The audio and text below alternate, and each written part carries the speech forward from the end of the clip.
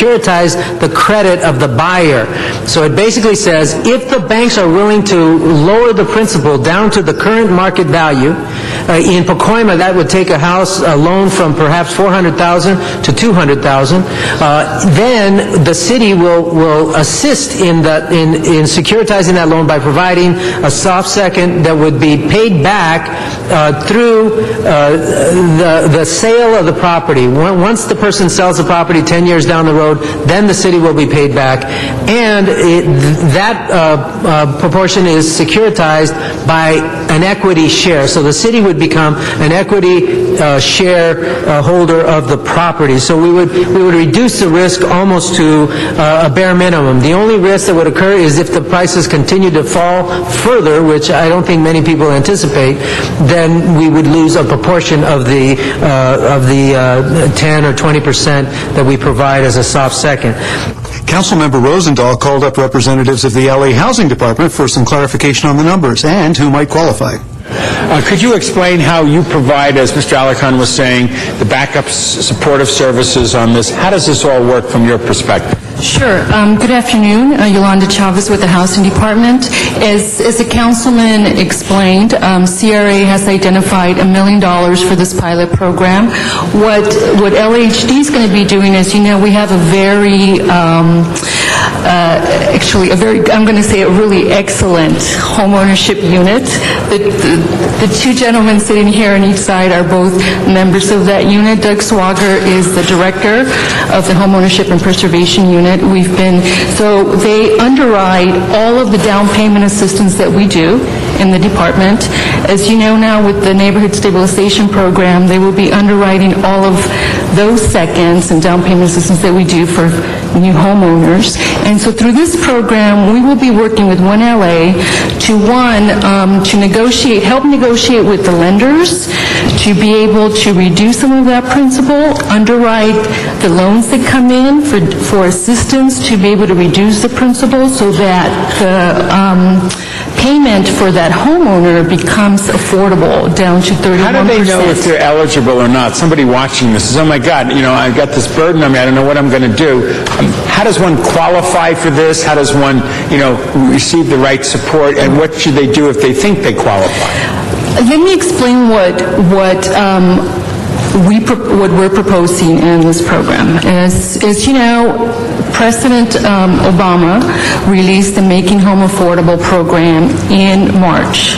There are two components to that program, which, and of course the goal is to help homeowners that are in danger of foreclosure. One component is to help homeowners refinance, and these are homeowners that are not behind on their payments, and to put it in a very clear way, not too much underwater in terms of the value of the home. The other component is the loan modification program that is targeted at homeowners that are behind on their payments and whose home value has decreased. The goal of that program is to make the monthly payment affordable to that homeowner to 31% of their gross income. What we did, One LA actually provided very critical information to us. They provided information on mortgage loan data for 105 households. Based on that, and we still need some additional information I want to make clear, such as income, such as household size, the type of loan, etc. But based on the information they gave us, we did an analysis of how many of those households would be eligible for the refinance program under Making Home Affordable, and how many would be eligible for the modification program, both without city assistance. Because we felt it was important that we leverage federal resources along with this program.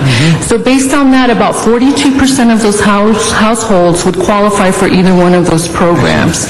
Open the roll, close the roll, tabulate the vote. 11 ayes. The matter passes. Thank you.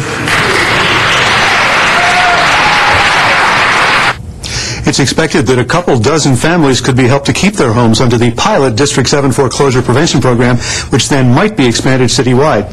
In the entire city, there were 12,000 mortgage notices of default during the first 3 months of 2009. On Friday, May 15th, Council heard hours of public comment on the budget that comes before the full City Council this week. Chair of the Budget and Finance Committee, Bernard Parks, gives his colleagues a preview of what to expect beyond the well-publicized proposal to freeze police hiring during the current budget crisis. Departments, those 38 to 40 departments other than police, fire, they have suffered somewhere in the neighborhood of 20 to 30% cuts. They took a cut by all vacant positions were taken from them. They then had a 3 to 5% salary savings that was taken out of their fund, and then they were given a 10% shared responsibility that had no funding attached to it. And so these are the things that we were confronted with, and that's the $200+ million that is in deficit. I think what's important for us also to continue to explain to the public about trash fees. We did it during that budget about 15 times, that you can raise the trash fees. They were not, and it would be illegal for us to dedicate them for police hiring. They were to increase the general fund because we were subsidizing single-family homes over $200 million for trash pickup. Those funds went into the budget, and we spent them on a variety of things, including police. And up until that time when we created the trash fee, we had something called the trash equipment fee that we only charged the public for equipment picking up the trash. We transitioned after a 2-year review into trash fees, but it went into the general fund and paid for a number of things. Many of you remember the controller actually did an audit that reflected that the money was spent appropriately and that you could not legally earmark it. We hope you'll be watching the council budget debates this week, taking the place of many of the normally scheduled weekly council activities and meetings, right here on LA City View, Channel 35. LA City View is the government access cable channel for the City of Los Angeles, featuring live coverage of city council meetings and programming about city department services and events. Now, if you have suggestions or comments about any of the programs you see here on Channel 35 or would like to receive a free viewer guide, call our viewer hotline at 213-473-3978. And we invite you to address the Los Angeles City Council on any item on the council agenda, as well as during public comment. You may come downtown to City Hall, or go to the Van Nuys City Hall or the San Pedro City Hall and participate via video teleconferencing. And remember, you can watch all Los Angeles City Council meetings live in their entirety on Tuesdays, Wednesdays, and Fridays beginning at 10 a.m. On Sundays, you can watch the replay of all the week's meetings, also beginning at 10 a.m. Council Week in Review can be seen Monday through Friday at 9:30 a.m. and 6:30 p.m. On Sunday at 9:30 a.m. Well, that concludes our program for the week ending May 15th, 2009.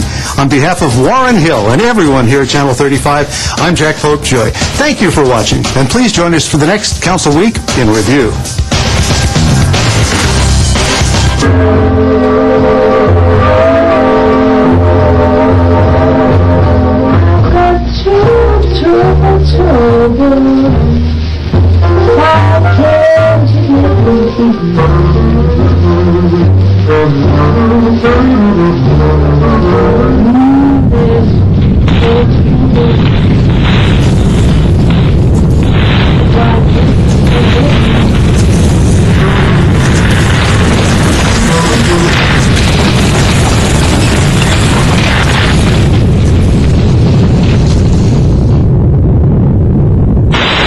They will have to take you, 'cause I've got trouble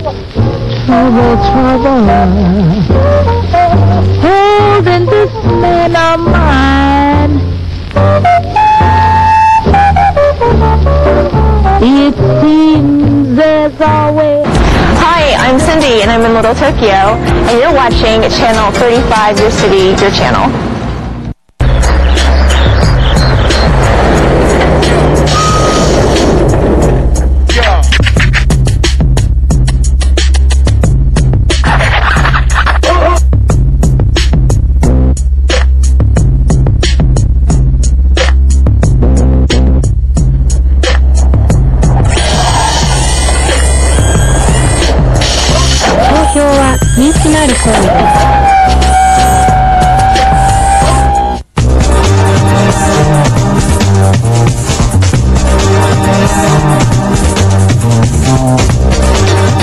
LA City View, Channel 35. Your city, your channel.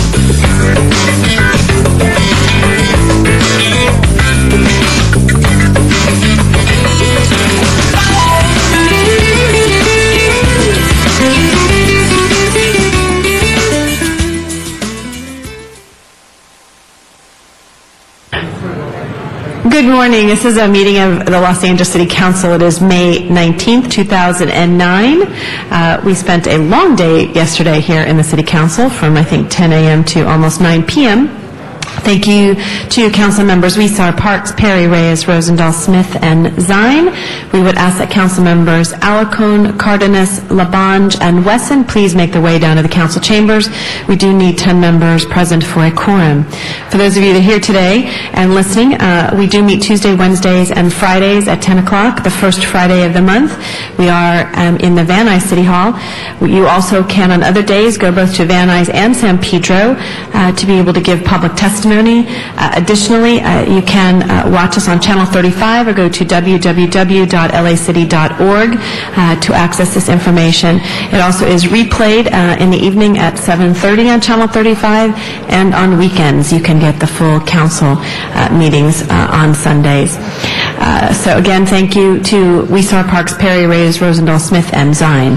If we could ask Alarcon, Cardenas, Labange, and Wesson to please make their way down to council chambers.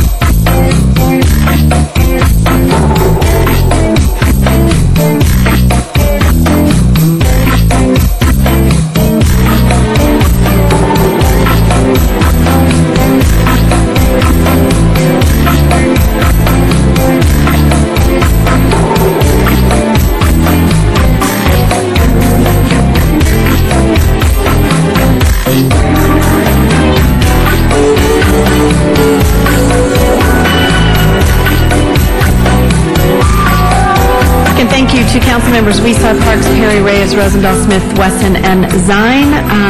To those colleagues, Alarcon, Cardenas, Labange, if we do not have a quorum soon, we will entertain a motion for adjournment. So Alarcon, Cardenas, and Labange. We just need one of you to attend so we can begin this meeting to have 10 members present.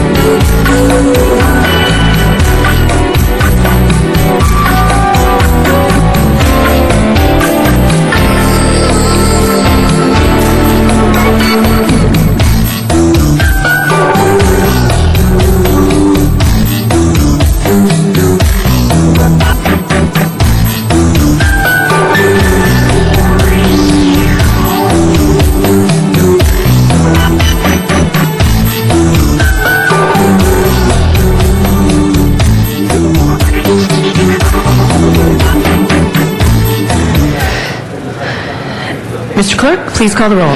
Alarcon, Cardenas, Gruel, Hahn, Weezer, Labange, Parks, Perry, Reyes, Rosendahl, Smith, Weiss, Westenstein, Garcetti. 10 members present and a quorum, Madam President. Thank you. First order of business. Approval of the minutes. Yes. Ms. Perry moves. Mr. Rosendahl seconds. Commendatory resolutions for approval. Those will be approved. Madam President, this is Tuesday, and there's a flag salute. I was going to ask Mr. Parks to do it, but he's being interviewed. And could I ask Mr. Smith if you would lead us in the Pledge of Allegiance? If everyone could please rise. Thank you, Madam President. We may pledge allegiance to our country and our flag. Place your hand over your heart. Repeat me. I pledge allegiance to the flag of the United States of America and to the republic for which it stands, one nation, under God, indivisible, with liberty and justice for all.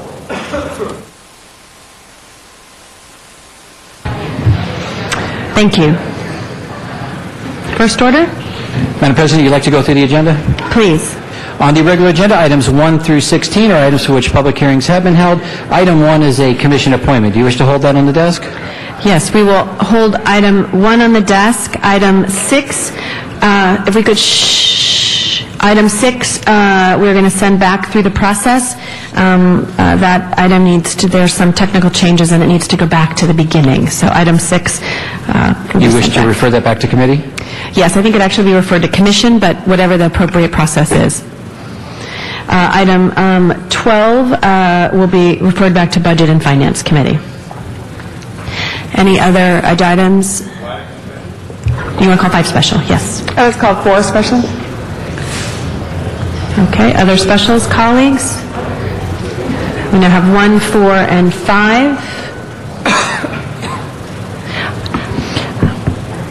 Item 6 is being referred back to me. Did you want 5 as well? 6, 30 days, please. And I believe there's a card in one of them. I just informed them we're going 30 days. Okay, 6 is, just so you know, we've been told it has to go back through the entire process because of a technical change, so that will go back, so we can continue 5 for 30 days. Got it. Okay. Okay. So item 5 will be continued for 30 days. So we don't need to call that special. Okay. Any other specials, colleagues, on items before us? Madam Clerk, please open the roll, close the roll, and tabulate the votes. 11 ayes. Thank you. The ordinances will go over 1 week. Thank you. Next items? Items 17 through 34, items for which public hearings have not been held. 10 votes are required for consideration. Item 17 is also a commission appointment. Do you wish to hold that on the desk? We will hold that. We also have cards on that item. We do have cards on items 19, 21, and 22, as well as item 31. Any other specials, colleagues? We have now called items 17, 19, 22, and 31. Any other specials? If not, Madam Clerk, please open the roll, close the roll, and tabulate the votes. 11 ayes. Thank you. Those items have been approved. And the ordinance on 18 will go over 1 week. Thank you. Yes, Mr. Weston. Item 20th forthwith. Item 20 will go forthwith. Thank you. If we do, if Mr. Labange or Mr. Alarcon arrive, we will be able to, we'll do the ordinances. Again, we will now go to public comment, and then we will go to our commissioners. Sean Murphy, Ruben Murillo, followed by Bill Huey. Good morning. Good morning, Madam President. I'd like, and everybody, don't forget to vote today. Don't forget to vote today before 8 o'clock tonight. A lot of agendas on the items. 1A is the 1A to 1B vote. I voted already. I went to my polling place this morning before I got here. I voted yes for everything, and including Jack Weiss. I voted for Jack. I'm not afraid to say I voted for Jack Weiss, y'all. Jack Weiss, y'all. I think he'll be a best city attorney. I think he'll be the best city attorney that LA's ever had, and I like him, and I hope, and I predict he will win tonight because he's a good man. And I want to apologize to all the Sean Murphy fans. I walked out of City Chambers on Friday because I didn't like the way a couple of speakers were putting the mayor down and Jack Weiss down. I didn't like that at all. I want to speak on item 1, the police commission, safety of the police commissions. they spoiled the party for me, and I'm sorry to walk out on Chambers on Friday. Another announcement, I'm only going to be here for the next 4 weeks. I'm going on a summer break like everybody else. I need to rest my voice for coming down to City Chambers from November to... Don't applaud. I don't like applause. I'm going to take my time. I need to rest my voice. I've been coming down here since November. I have a lot of Sean Murphy fans. They'll have to show reruns of me speaking to the council. They'll have to show reruns on the internet. So I only got the 16th will be my last day, City Council. I hope we get. I wish we didn't have to vote again. I wish District 2 was on the ballot this time around. Nobody wants to vote again. I don't want to vote again. I get vote fatigue. I wish the person like in CD2 that's running. Thank you. Thank you, Sean. Ruben Murillo, followed by Bill Huey, followed by Dr. Clyde Williams. My name is Ruben Murillo. Good morning, ladies and gentlemen. I'm a delegate from the State Central Committee, and I'm here to speak on a case of negligent misrepresentation on behalf of our representative in CD 14 as it pertains to the handling of the hearings and request of hearings by the community on the issue of El Mercado applying for further alcohol permits and building permits. Now, the misrepresentation comes into play in where we have actually requested that there be community input in regards to the recommendation by our councilman as to the amount of crime that's taking place in that neighborhood and Mr. Rosado's or El Mercado's compliance with previous building permits he's been issued. Now, we've had the testimony by the Hollenbeck Vice Unit in regards to the prevalence of crime and the contribution of alcohol as it relates to the issuance of another license, which was clearly disregarded. Now, we've actually had Mr. Huizar's representatives indicate that Mr. Rosado is in compliance with the city as far as any building permits that have been issued to him. There is a record of 32 building permits that have either been issued and or allowed to expire. There's been no inspection or enforcement on that. Now, this is a grave matter because the city of Los Angeles becomes personally liable for any accidents that occur as a result of negligence of the inspections and enforcement. Now, this falls on our representative to actually give us adequate representation. Now, we've had hearings where we've requested elected officials to show up and take part in the community forum, and our representatives clearly drag their feet by not contacting these representatives to show up. And when they do contact them, they change the meeting to the last minute. We're really unsatisfied in regards to this issue. Thank you. Thank you very much for being here. Bill Huey, followed by Dr. Clyde Williams, followed by Glenn Bailey. Good morning, members of the LA City Council. I'm a landlord in the city of LA, and I was placed in REAP unfairly. I just had a hearing Friday at the LA Housing Department because I requested emergency funds to fix the plumbing in my building because my tenants had illegally tampered with the pipes. It took 45 days to get a hearing for emergency funds to get my own money back so I could fix the plumbing in the building so my other tenants don't have to suffer. Now, when housing inspectors come out to your building, they always talk bad about the landlord's the bad guy.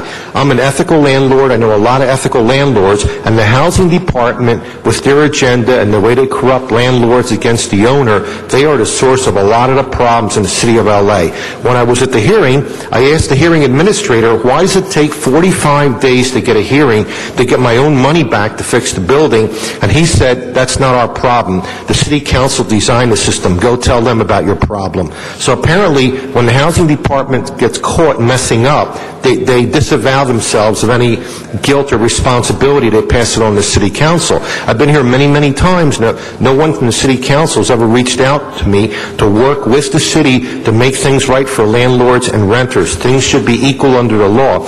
What I can tell you is I'm involved with a coalition that's getting lawyers, and because we've been ignored, unfortunately, and I hate to say this, there's going to be a lot of lawsuits coming. It's going to be costly before it's over. So I wish somebody at the city council would take a look look at what's going on at the housing department, and they need a little bit of a house cleaning over there. I wrote to Mercedes Marquez 4 times, certified mail, never got a response. There's an arrogance over there that's unbelievable. And I just want to say I'm open to work with the city, but the lawsuits will be coming, and that's going to create a public outrage, and I'd rather not go down that road, but I will if I have to. Thank you very much. Thank you, Bill. Nice to see you. Dr. Clyde Williams, followed by Glenn Bailey, followed by Stephen Box. Dr. Clyde Williams, 4115 Barrett Road, El Sereno, Northeast LA. The Autry National Center has had a lease agreement with the City of Los Angeles for 20 years, but has not complied with any of its terms and conditions. Who's in charge of enforcement of lease agreements for 12 acres of Griffith Park? I would highly recommend that the city attorney require Autry to update their files. Have Autry National Center provide all records required by the lease agreement from the year 2005 to date, and hold any changes in this lease in abatement for at least 1 year after full and continuing compliance is achieved by the Autry National Center. Why does the Recreation and Parks Department and Commission abrogate their duties and responsibilities for protecting our resources in Griffith Park? They have a lease agreement. They're in charge of enforcing it, but they haven't enforced it for 20 years. Who's responsible for this 20 years passing over of violations of a city agreement? For a private organization. Is this an example of how public-private partnerships occur within the City of Los Angeles? Oh, also, make sure that the Autry National Center comply with all of its merger agreements for LA's oldest museum, the Southwest Museum. Thank you. Thank you. Glenn Bailey. Good morning, Glenn. Good morning, Councilmember Gould and members of the City Council. My name is Glenn Bailey, and I am a member of the City of Los Angeles Bicycle Advisory Committee and its new chairperson. I am speaking as an individual today's meeting. I first wanted to publicly acknowledge and thank those bicyclists that attended yesterday's council meeting and spoke out about their concern about a proposed reduction or elimination of the city's commitment to bicycle programs.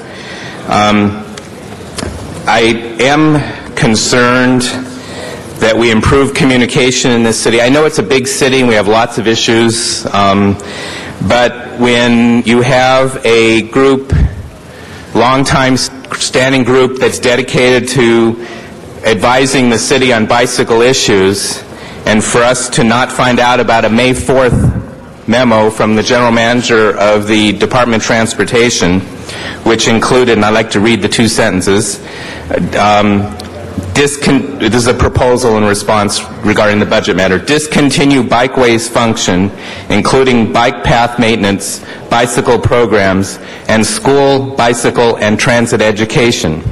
And second sentence, discontinue work on safe routes to schools. It really is disconcerting to me, the message it's sending. A lot of people, every time they get on their bike in this city, they're voting by riding a bike, but they're also putting their lives every single day on the line.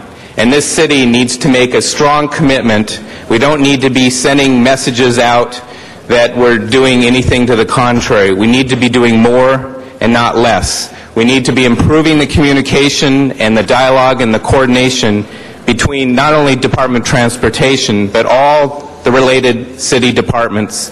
Thank you. Thank you, Glenn. There's a lot of noise in the council chambers. Shh. If you have discussions, I'd like to take them outside. Mr. Box. Stephen Box. I live in Hollywood. I'm the co-founder of the Bike Riders Collective. Yesterday, a good friend of mine sat here during the budget session. You know him. His name is Roadblock. He's been in the Transportation Committee meetings. He was in Van Nuys last week.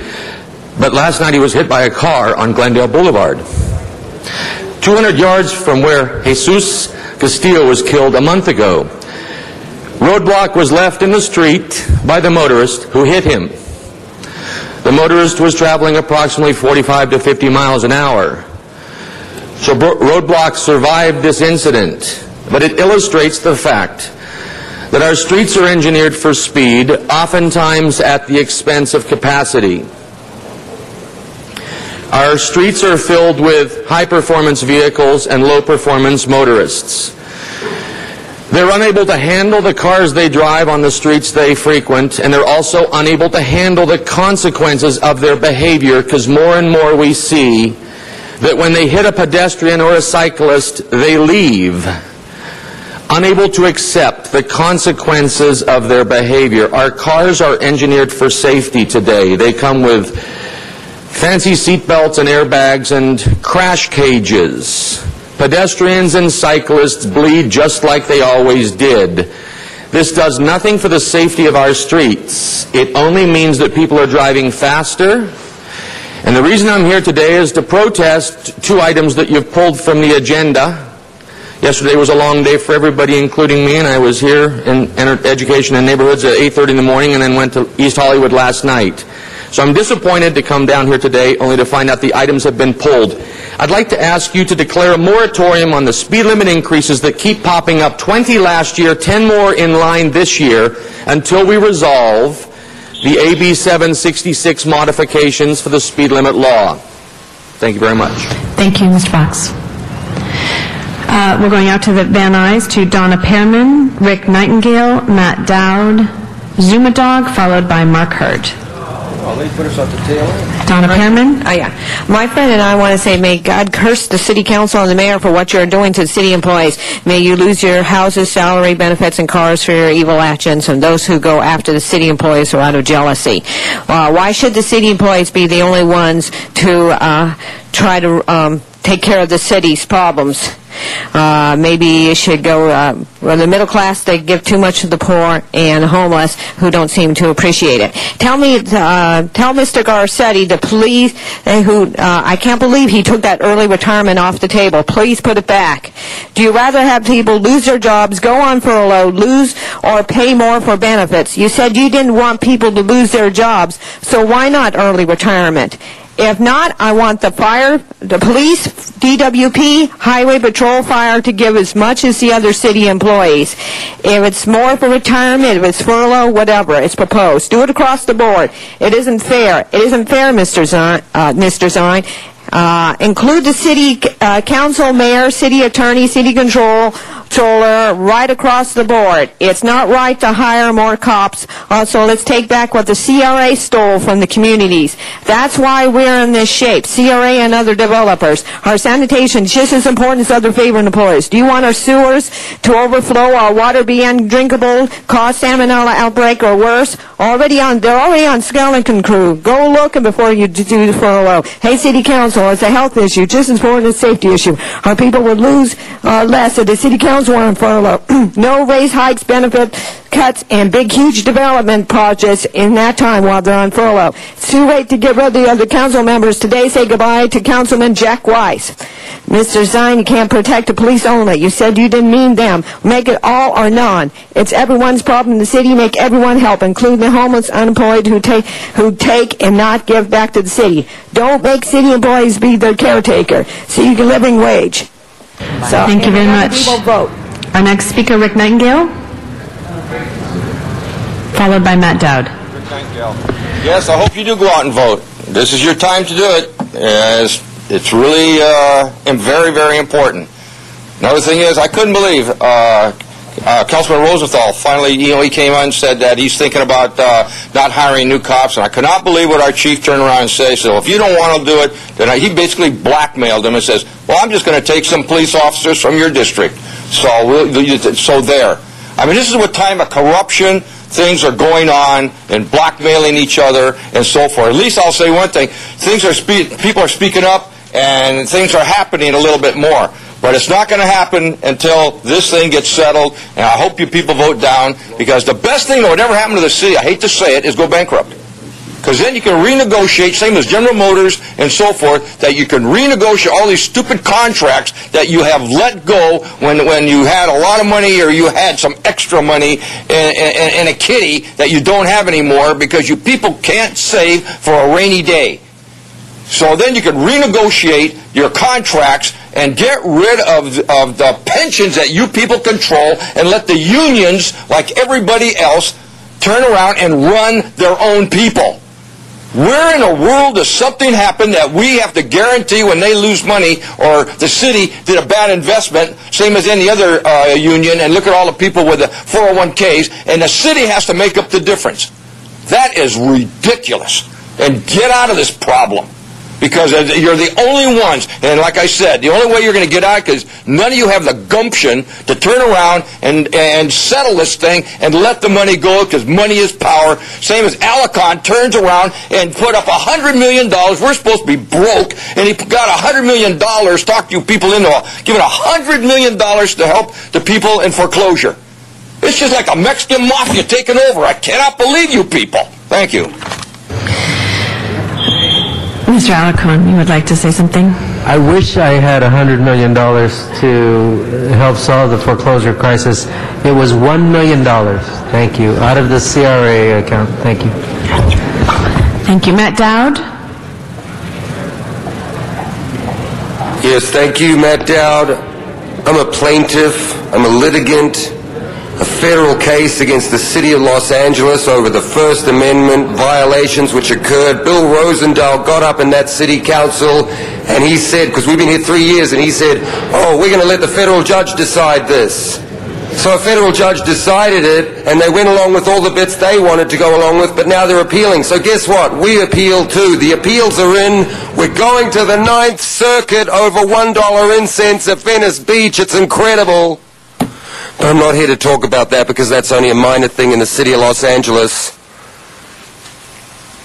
The Earth has been around for 4.5 billion years. The evolution of the history of time on this planet, and you've lost more money than that. $1 for every year that we've been in existence. And I'll tell you who knows all about it. Robin Kramer. R-O-B-I-N K-R-A-M-E-R, and I've got it here too, Robin Kramer. She's the mayor's chief of staff, Mayor Antonio Villaraigosa.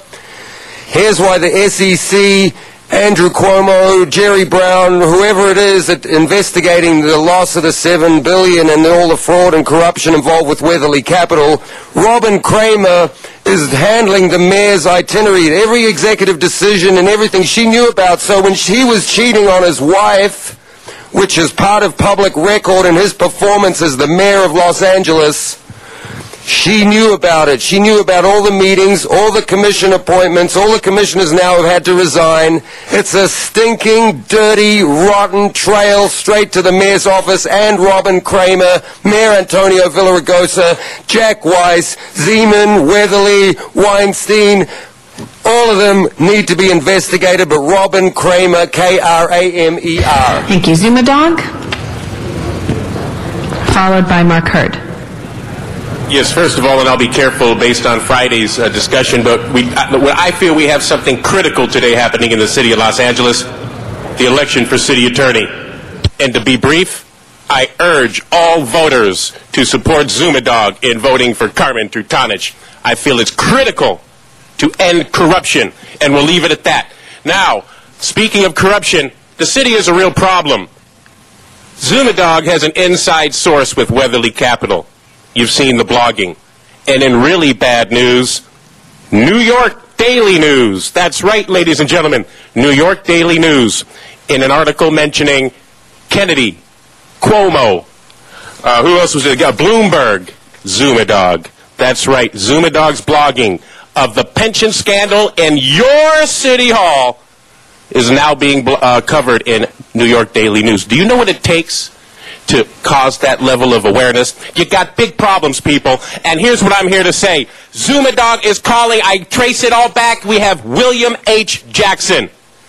Villaraigosa appointed him chairman of the CRA. I have come to learn William H. Jackson is Weatherly Capital's long-time attorney, going way back with the co-partners. Tremendous conflict of interest. What got me interested in Pension Gate 2000 was that lacer pension money going into these crazy projects of the CRA, and now I find William H. Jackson appointed by Villaraigosa. Antonio has problems, and I want a citywide effort from SLAP, from neighborhood councils, homeowners associations. Join Zumadog. The smart thing to call for is not all these little issues. The smart thing to call for is the immediate resignation or termination of William H. Jackson as chairman of the CRA. Corruption's coming down. Read about it in New York Daily News, people. It's coming down, Antonio. Mark Hurd. Morning, City Council. Mark Hurd, former president of Park Ashton Homeowners Association in Westwood, current board director of the Westwood Homeowners Association, and organizer for the Westwood Neighborhood Council. I just want to thank Council Member Bill Rosendahl for the update on the situation in Iraq last week, those human rights violations, and thank you for that. Every time you update us, news of progress on that front it's terrific to hear it from you, so thank you for that. John Adams used to speak right off the cuff. He always said what was on his mind. He was our second president, and Benjamin Franklin once told John Adams, he said, "John, if you criticize someone in public, they might take you seriously. If you criticize them in private, they just might thank you for it." Well, I'm not here to get thanks for criticizing Councilmember Jack Weiss for the billboards that are exploding in Westwood. Westwood, over the last 8 years, under his stewardship, has turned into a ghost town. Westwood has nothing but lease signs in front of it and billboards popping up all over the neighborhood. If you go to Westwood Boulevard and Rochester, there's a billboard there. And let me tell you something. You can not only see that billboard from Pico, if you turn that billboard upward towards space, the Martians might think Westwood is the new Las Vegas. Now, Jack Weiss, tear down those billboards. Now! There's an ordinance out there. You guys have looked at it. I heard about it at the Tarzana town hall meeting. Add some teeth to it. Give the city the right to go in and tear down those billboards and charge the owners of the properties and the owners of the billboards and give it the teeth and pass that ordinance today. Jack Weiss, do it! Thank you. Thank you. Now coming back to City Council chambers, and if we could again ask everyone to take their conversations out to the hallway. Richard Robinson, followed by Candido Morez, followed by Peter Firestone. Madam President, members, Richard Robinson, networking a neighborhood watch concept, residing at 1730 North La Brea Avenue, the 7-Star Motel at Hollywood and Yucca.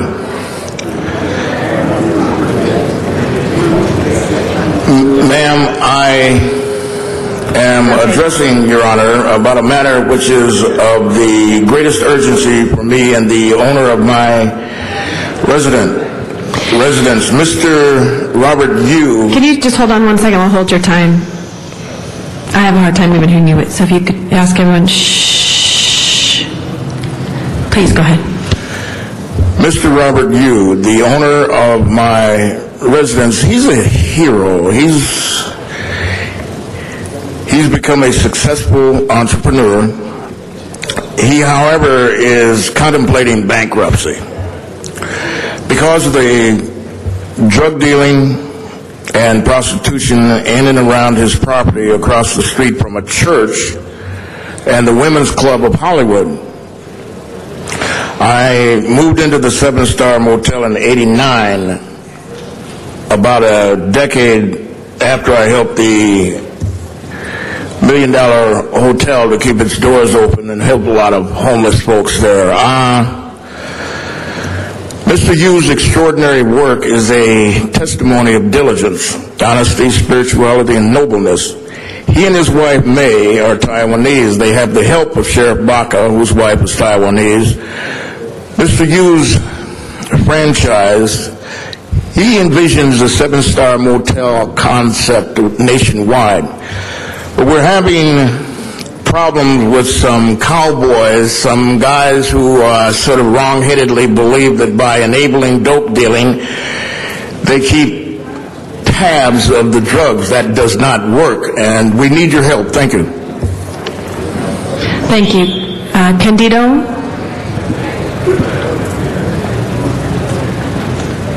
Good morning, Madam President, council members. I'm here because I want to thank the council and the mayor for the hard work that's taken place in the last few weeks. It's been a very difficult time. I know that people say that it's your job. It is your job, but sometimes those jobs are very difficult and decisions are hard to make. And I want to proudly again say that I'm from the 12th District and I'm honored to have Greg Smith as my councilman. But I also want to thank Mr. Rosenthal. Mr. Rosenthal, thank you, sir, for your independence. I met you many years ago when you had your show, and you're the same individual, the same Kerry man then. I want to thank Mayor Villaraigosa for fighting for the police department.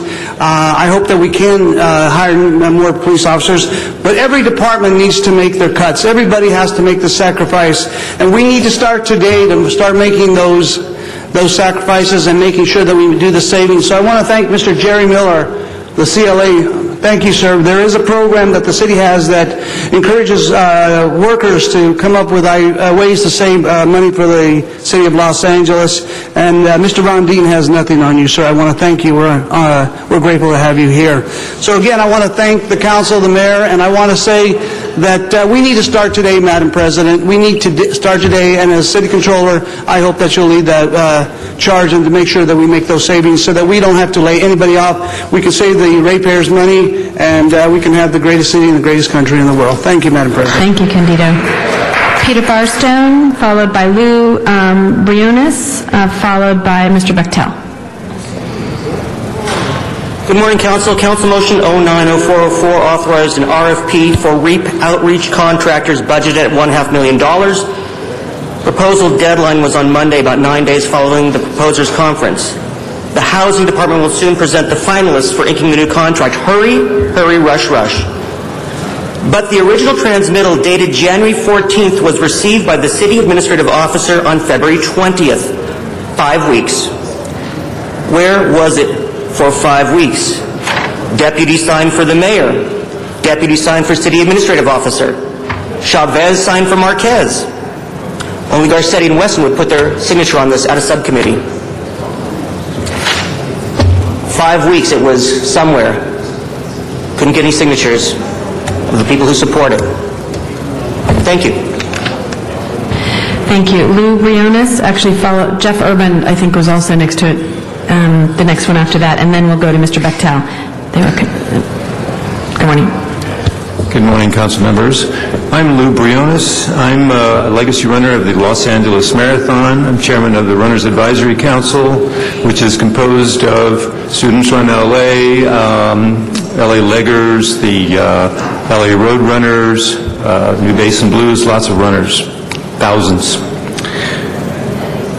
I'm representing them and the tens of thousands of runners that were upset by the move of the marathon from March to May.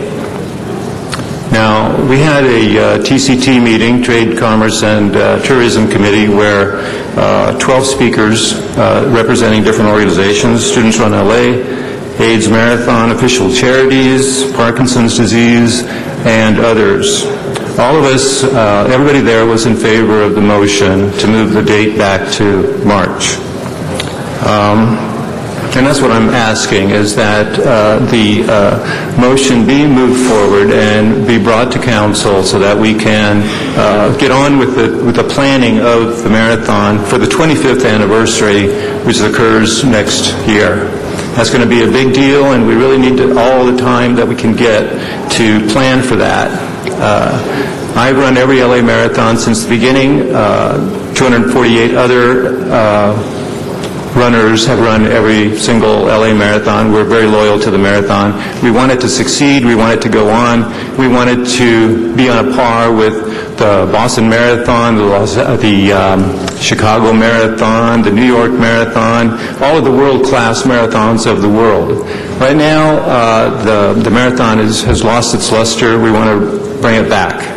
So the way we can do that is to move forward with this motion, bring it back to March, and showcase the city of LA the way it ought to be. Thank you. Thank you, Jeff Hartman, followed by Mr. Bechtel. Good morning. Good evening, Council. My name is Jeff Urband. I'm a runner, having run 41 marathons. I'm running Monday. It's probably going to be heated on Monday.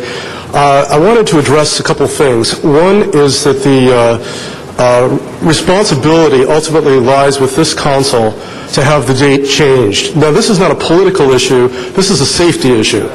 And there are many runners going to be affected. Now, there's only 9,000 runners or so going to be running this year, as opposed to 18,000. This is not a way to showcase Los Angeles, exactly. What we're trying to do is get it moved back to the cooler months of March. This rests with Councilman Parks, gentleman over there. And it's in his financial committee. Now, this, again, is not a political issue. In fact, there should be an issue of separation of church and state. There's a few church leaders that are opposed to this, but this is going to affect thousands of runners for years to come. We need to move it out of the heat. The safety issue must come before the religious issue. It's really, really important because people may be dropping, and it's the council's decision whether or not to act responsibly and protect the safety of the runners. It's in Councilman Park's jurisdiction right now, and I really feel that he needs not so much to support his constituents, but he needs to actually consider the ramifications of keeping it during the hot months. I'm all about safety. I've run in the heat, and I know what it feels like to see runners drop. I know what it's like to see runners die, actually. So this becomes an issue for the responsible council people to vote in favor of moving this back when the time comes. It's up to Councilman Parks to push this through because it's a time-sensitive issue. And thank you for your attention, and hope we have a great marathon. Thank you, Mr. Bechtel. Thank you very much. I wanted to come back in here and reiterate something that has something to do with the jurisdiction of CRA down there in the Skid Row area in CD 14.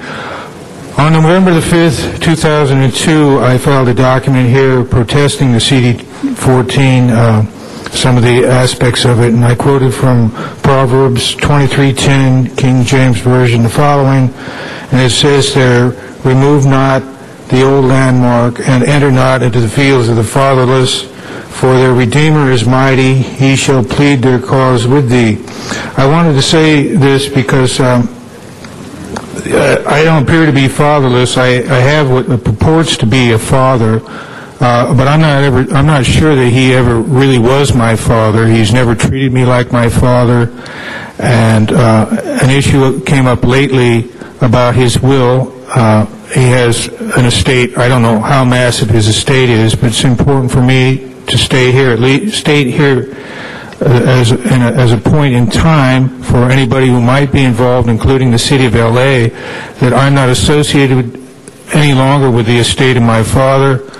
I formally, which you might say would be called in a kind of a situation like that, disown my father. And I am not any part or party to the will of my father. So essentially, as it applies to the city, this does apply to the fact that I am, quote, fatherless. Like I said before, he's never treated me like my son, like I'm his son. And so I think it's important to note that because, and for the legal filings I'm going to be filing over here in the Superior Court, that will possibly involve the city and other people who are involved with my father and the Bechtel estate. Thank you.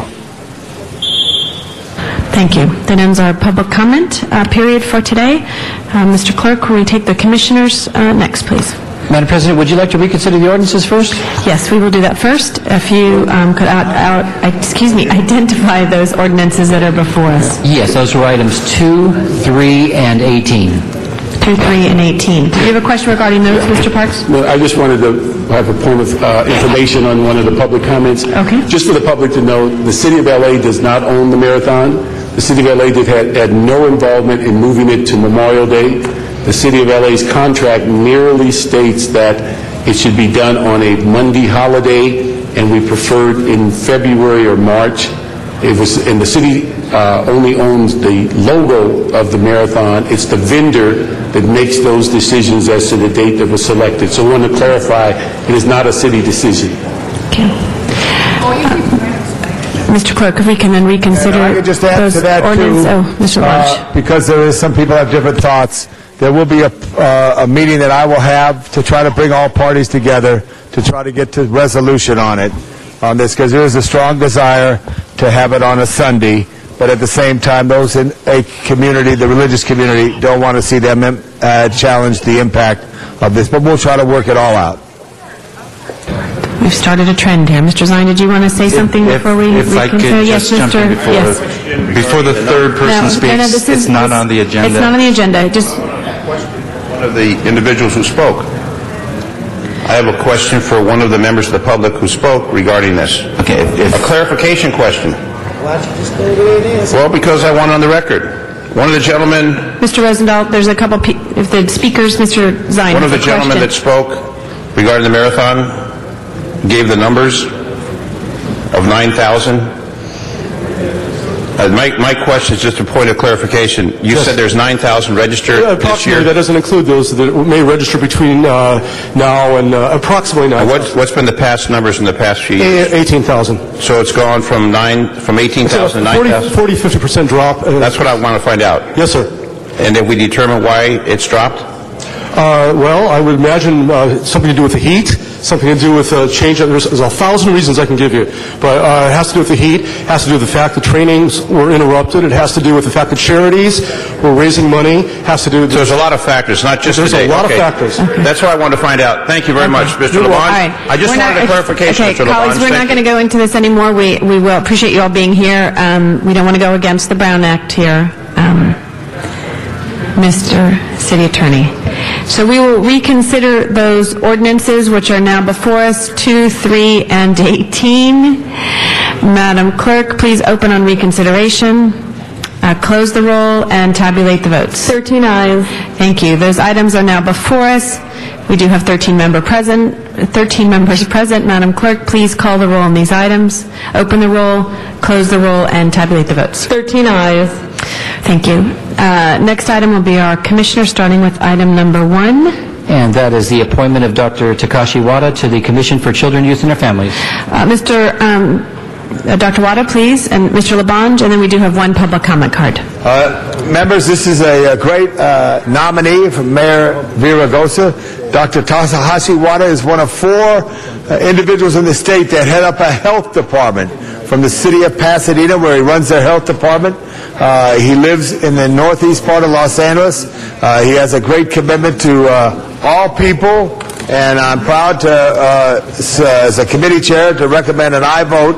And if I could ask, Doctor, if you could explain your passion, why you could help in this changing department. As you know, the role that the Department of Children, Youth, and Family has changed due to the new budget.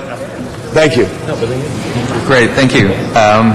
My passion really is public service, so it's a great honor to be considered as a commissioner for the Children, Youth, and Their Families Commission. I've reviewed the Commission's purpose, mission, and priority areas. I've spoken to staff about the reorganization, and I pledge my commitment to be an active contributor if I am so confirmed. I think my experience in public health, developing youth programs in the city of Pasadena in the areas of health insurance outreach, nutrition, physical activity, anti-smoking campaigns, as well as my personal experience as a parent dealing with child care issues will make me a good and valuable contributor to the Commission. I look forward to it. I work for a city myself, so I understand the budget constraints and the reasons behind the reorganization, and I look forward to being a part of this in this challenging time. Thank you. Well, Madam President, members, I ask for an aye vote on this important new commissioner. Thank you. And Mr. Weisar? And there was just so we know, there was a public hearing in committee, so the public hearing has been closed. Mr. Wiesar. Thank you. I just want to welcome Dr. to the Commission for Children, Youth, and Families. This commission is important to me. My wife worked there for about 9 years, and so I still keep up to date with what's going on there. But I think there's a great addition with your expertise and knowledge, not only about city functions, but the field. And to have someone from the health perspective, I haven't, at least we haven't confirmed some commissioners in recent time that has this perspective that's needed in this commission. So welcome, and we look forward to working with you. As you know, we recently merged through our budget process some of these commissions. You will be going in there at a transition period, and I think this is one of the most critical times for this division in order for it to succeed, is this transition period, to make sure it's smooth and the city continues to provide its services to the community. So welcome, and I certainly look forward to working with you. CD14 has a long-lasting relationship with this commission in terms of providing more safety, particularly for our young people, and some of the programs that have started out of the commission. So we look forward to working together. Thank you. Thank you. It's a great honor. Thanks. Mr. Reyes. Thank you, Madam President. First, I want to thank you for your service. I know it's done with the intention of helping out the city, and appreciate the time that you are donating to this process. But I wanted to ask you, in terms of accomplishments, if you were to look at where the commission is at today, and 1 year from now, as a commissioner, is there a way to identify or describe what this organization has done or should be doing, and how would that feel for you? I mean, as an individual, what would you want to leave behind? So I just want to get a sense of accomplishment or accountability from your point of view. I think that's a great question, especially given the reorganization of the different commissions and the staff for those commissions. Being from a city myself, I completely understand that. And one of the things that we've had to do as a department is be held accountable and really develop performance measures for each of our various programs.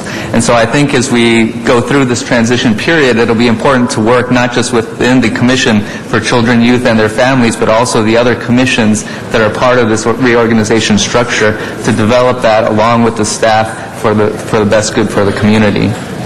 Is there one item or element, or however you want to define that stands out in your mind that you're focused on, that you would like to see some progress, however that's defined, or some evolution, however that's defined, given the amount of time you're going to invest in this?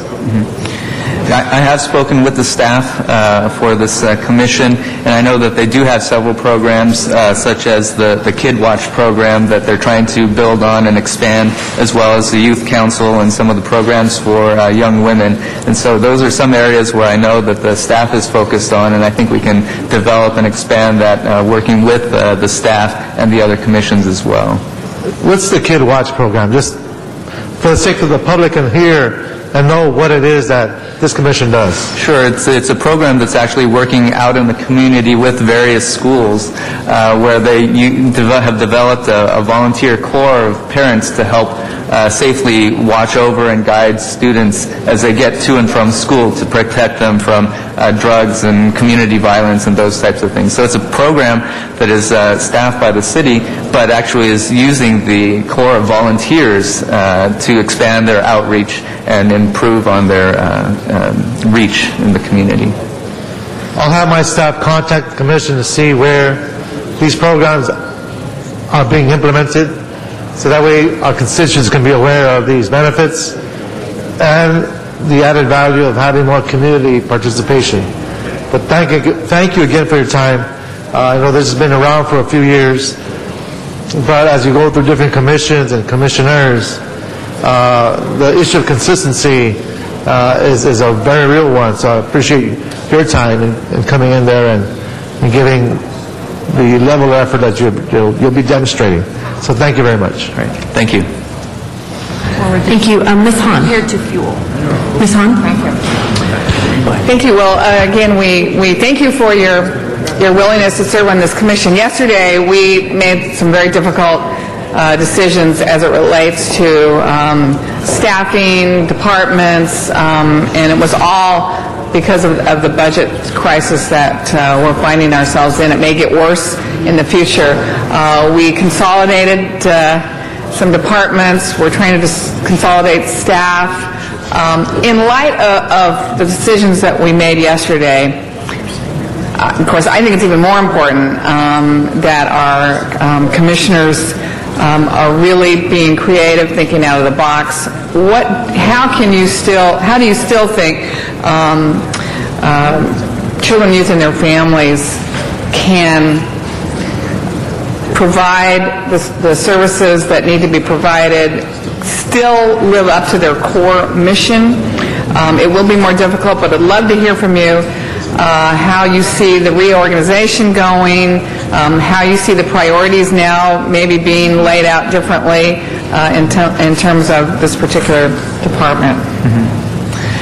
I haven't had the opportunity to talk with the other commissioners yet, so I think that'll be something that'll be very important to really bring all of us together and really outline how this is all going to work, given that there's now one department for the three commissions.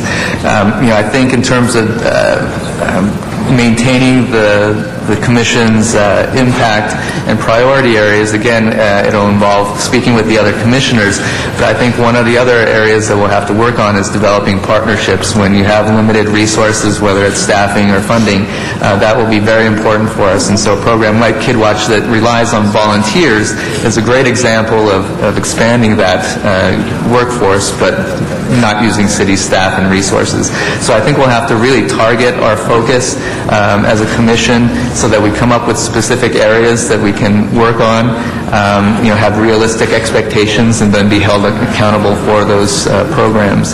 And so we obviously had a major debate really in this council and really throughout the whole city on what our priorities would be. We've decided to obviously make public safety a priority with our fire department and our police department, but I know with the economy as it is, particularly, there's probably going to be a lot more families and young people who are going to be put at risk as a result of this economy. And I'm one of those that believes, preventing crime and really reaching young people early to keep them from joining gangs in the first place will then reduce the need for law enforcement to only use suppression as their only tool. So it's, we made some drastic cuts, we consolidated some departments, and yet I think it's almost like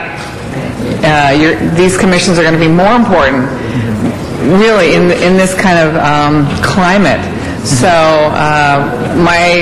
I like what you said. I think my advice would be that you guys really focus, maybe you take a whole meeting and you just sort of agendize this restructuring and how you're going to reinvent yourself, which is kind of what we're all being asked to do from our President of the United States on down.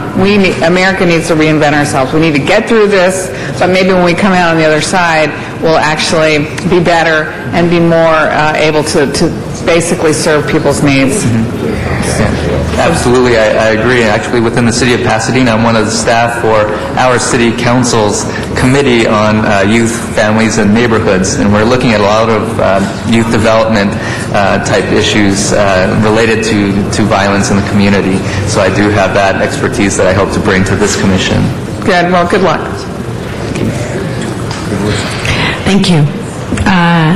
That being the last speaker on the queue, we do look forward to it, and there's going to be major changes in your leadership will be particularly important during this time.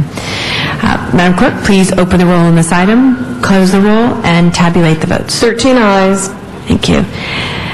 Next item. Item 17 is the appointment of Ms. Araceli Campos to the Commission on the Status of Women. Ms. Campos, please, welcome. Good morning. Good morning. And did this go through your committee, Mr.?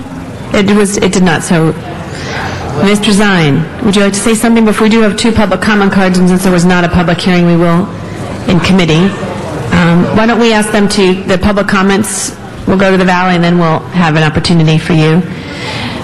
We'll go to the Valley, Matt Dowd, followed by Zuma Dog.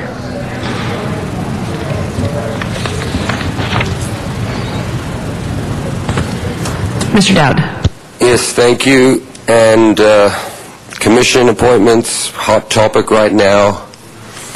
This commissioner right here in front of you, I'm not casting any aspersions at all. All I'm saying is that, see, these commissions and the power that can come with them, especially with lobbyists and with corporate people, there's money that starts to corrupt commissioners.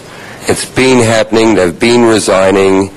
This commissioner, I want her to understand that there's forces out there that are corrupting a lot of the commissioners in the city right now. And everything I'm saying today is because of Bill Rosendahl, and they denied me First Amendment. So I'm coming down here to have my First Amendment at City Hall. They violated me at the lottery. Bill Rosendahl knows all about that. So if the City Council wants to know why I'm talking about this commissioner or anything else I said today, Bill Rosendahl is the go-to guy. It's a no-brainer. So anyway, back to the commission. It's an important one. The status of women, the rape fiasco, which ties back to, Jack Weiss says he puts people first, period, and the constituents. But if you go to CD5, I've heard a lot of bad things about Jack Could you Weiss. focus, please, on the commission and the status of women The appointee? status, look, the rape kits are not an important thing to women. Thank you, Council President, not to interrupt public comment. It's another violation. You already violated the Brown Act down there today once. I'm suing you for that. You pushed me over the edge down Excuse there. me, Madam President, he's not talking about this item again and should be warned.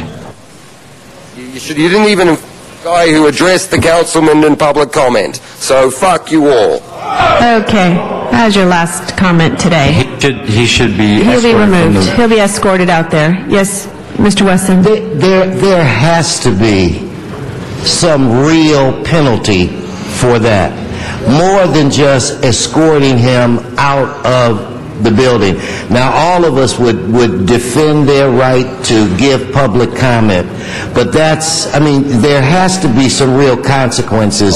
So I think there should be some suspension or something. That's ridiculous. Mr. City Attorney, if you could present to us the options we have available to be able to do that, because I think we're right. We have given fair warnings on numerous occasions, and they continue to violate the policies of the council.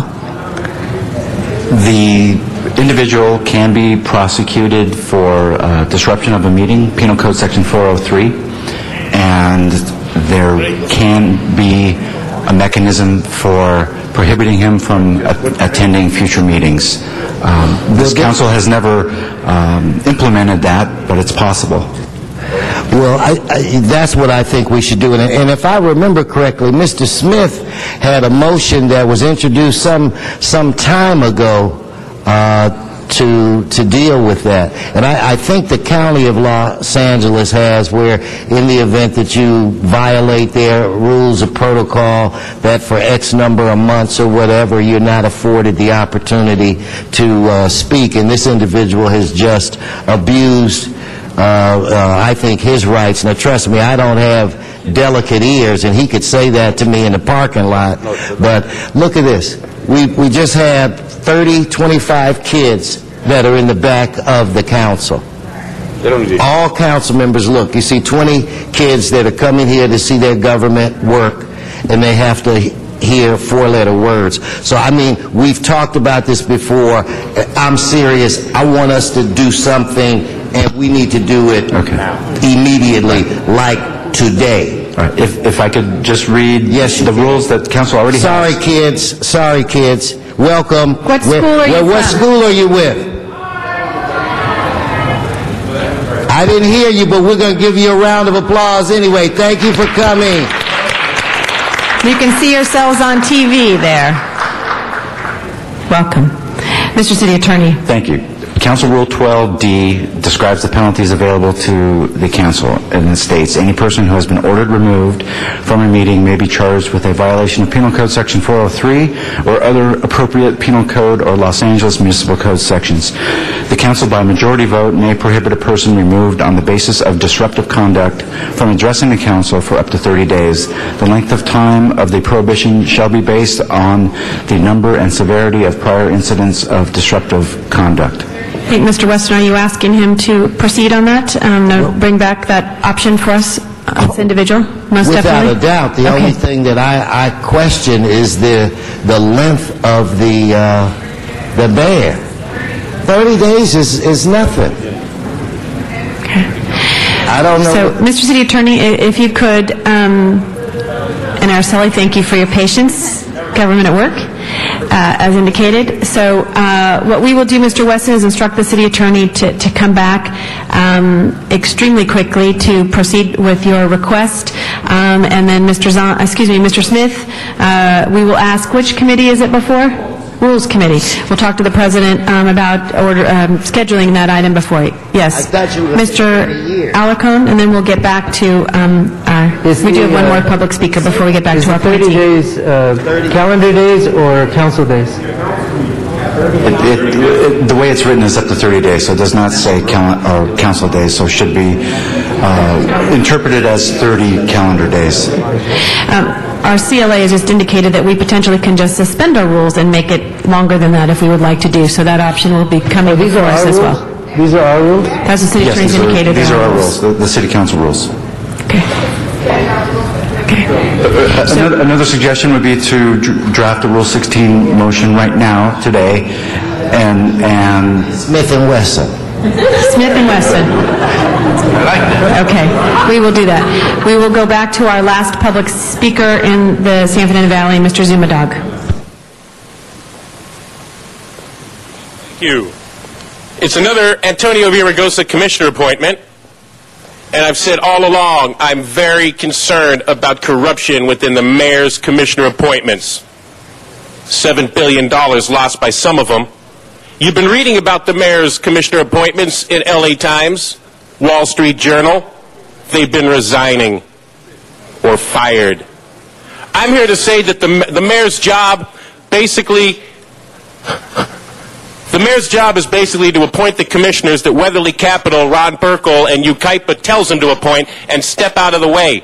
If you could please speak to the commissioner. Yes, I'm here to call for a no vote on this commissioner. All mayoral commissioners, a moratorium, no more mayoral commissioner appointments until we have had the investigation. There's been arrests made regarding Weatherly Capital, and commissioner appointments have been stepping down. There's investigations in New York Attorney General's offices. Again, he's off topic on this appointment. On this appointment. I want to know on all Antonio Villaraigosa appointments, because Zumadog is aware of corruption regarding his appointments. When I ran for mayor, I spent valuable time saying I feel the big issue in the city is the mayor's commissioner appointments and the corruption. Speaking about we're talking about a particular commissioner that is before us. You have 30 seconds left. The clock is not working there in the valley. Then I'm trying to give you reasons for no. Is it just enough? Does Zumadog have that much power? I could walk up here and say, no. I'm giving you reasons.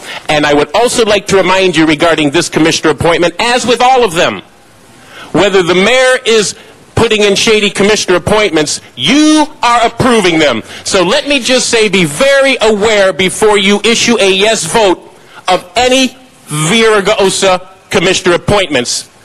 Because when you look back in the past, there's a history of corruption and resignation. Thank you very much, Mr. Zumadog. And so, Mr. Zine. Well, Commissioner-elect, that's a good introduction to City of Los Angeles. I just want to add in with what my colleague, Mr. Weston, said. It's not only the audience that we have here in City Council chambers, it's the folks watching at home on television, it's the folks on the internet, and it's also the folks listening on council phones. So it impacts more people than just here in the council chamber. So, Mr. City Attorney, wherever you are, Dion, if you could note that information also.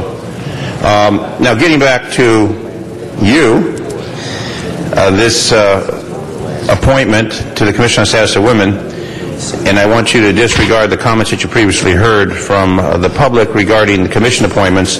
Your appointment by the mayor to this particular commission is a very important commission, and your history and your activities we heard in committee, and if we could hear to the audience, the colleagues, the people of Los Angeles what qualifies you and what you've done and your experience to qualify you to be appointed as a commissioner on the status of women.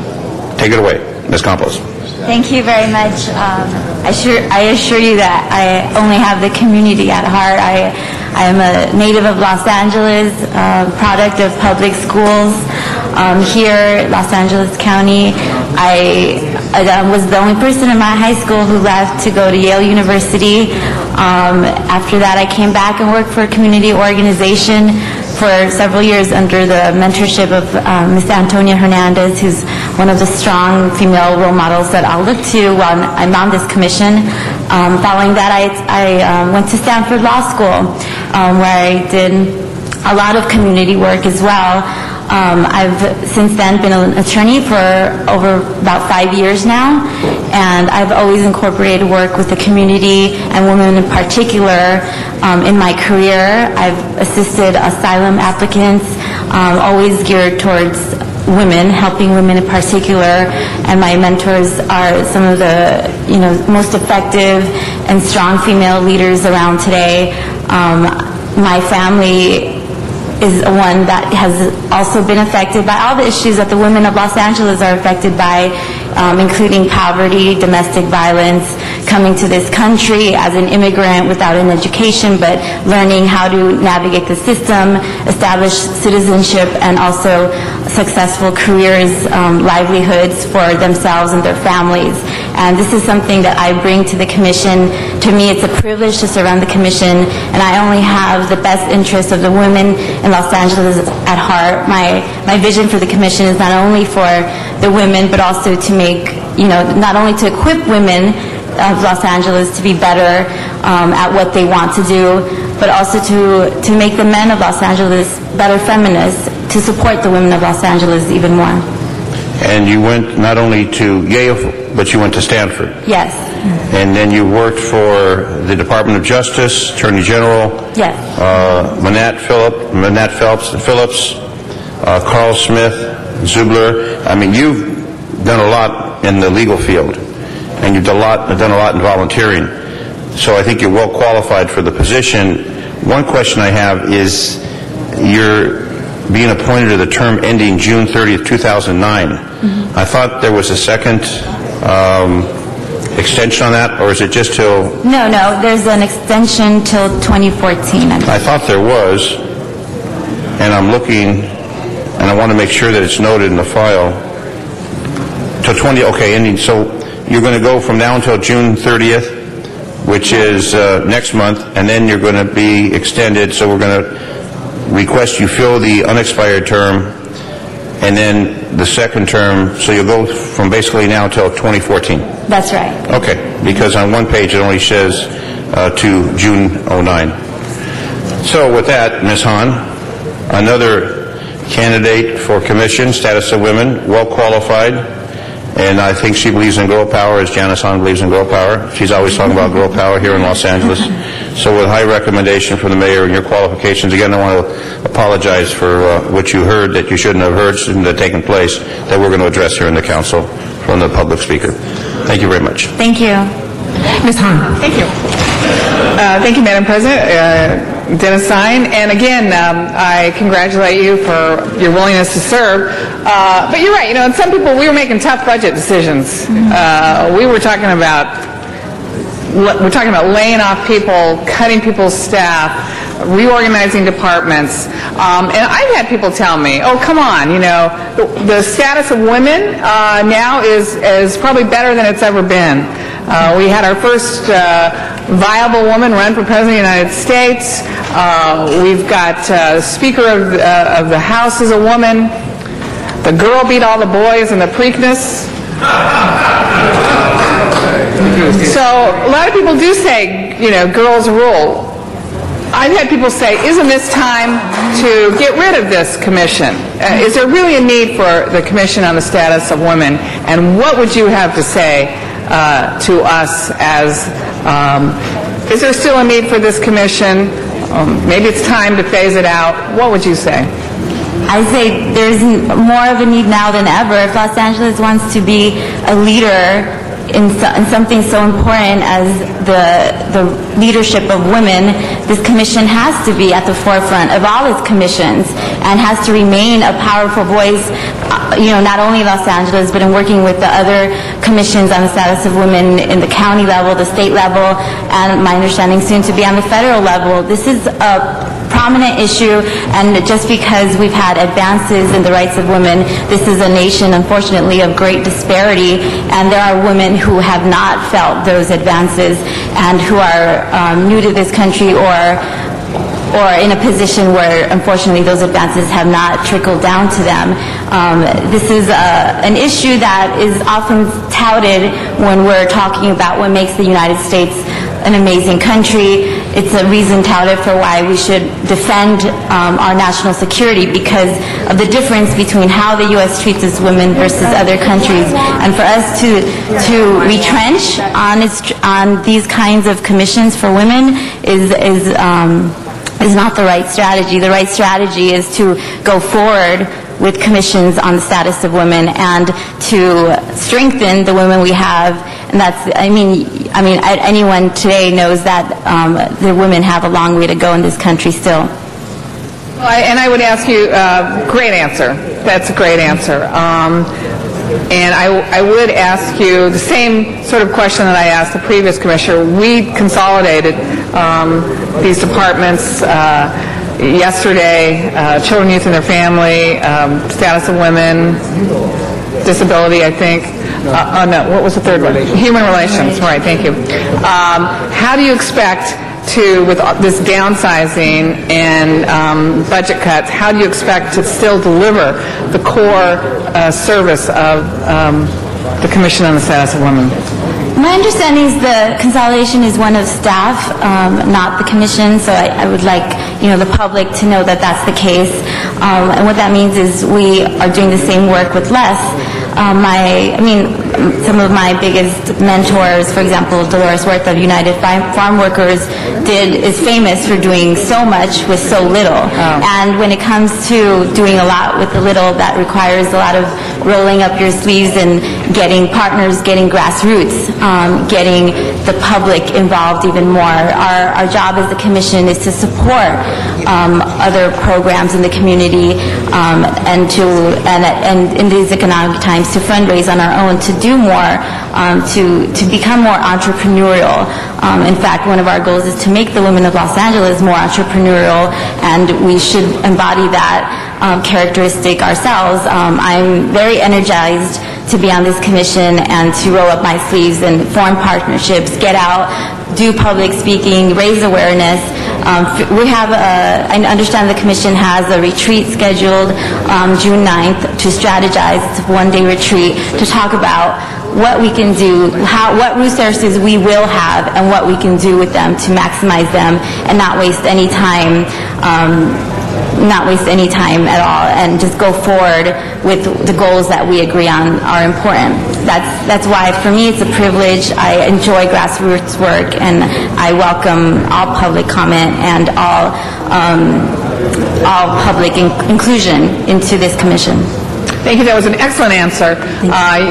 You bring a great perspective to this commission, and I love the idea about your retreat. Again, as I said to the previous appointee, I think we're all going to have to reinvent ourselves, and I think you'll have to reinvent yourselves within the light of these budget cuts. But I have every bit of faith that this commission, particularly with you there, will come out shining and know how to deliver what your core mission is, even with less. So, congratulations and good luck. Thank you. Thank you. Councilmember Reyes, Alarcon, Weisar, and Rosendahl. Thank you, Madam President. First, I also want to apologize for the environment in which you find yourself when folks are using the kind of language that was just heard in front of the young children as well. And I represent a district where 40% of my district are at or below poverty. And I look at your civic participation, and I want to share this because I think you are a role model for many who are watching this on cable, who are listening to this. You're a pro bono volunteer with the Los Angeles Homeless Veteran Clinic. a committee member with the Dolores Huerta Foundation, volunteer for the National Center for Refugee and Immigrant Children. And there's several more you have here.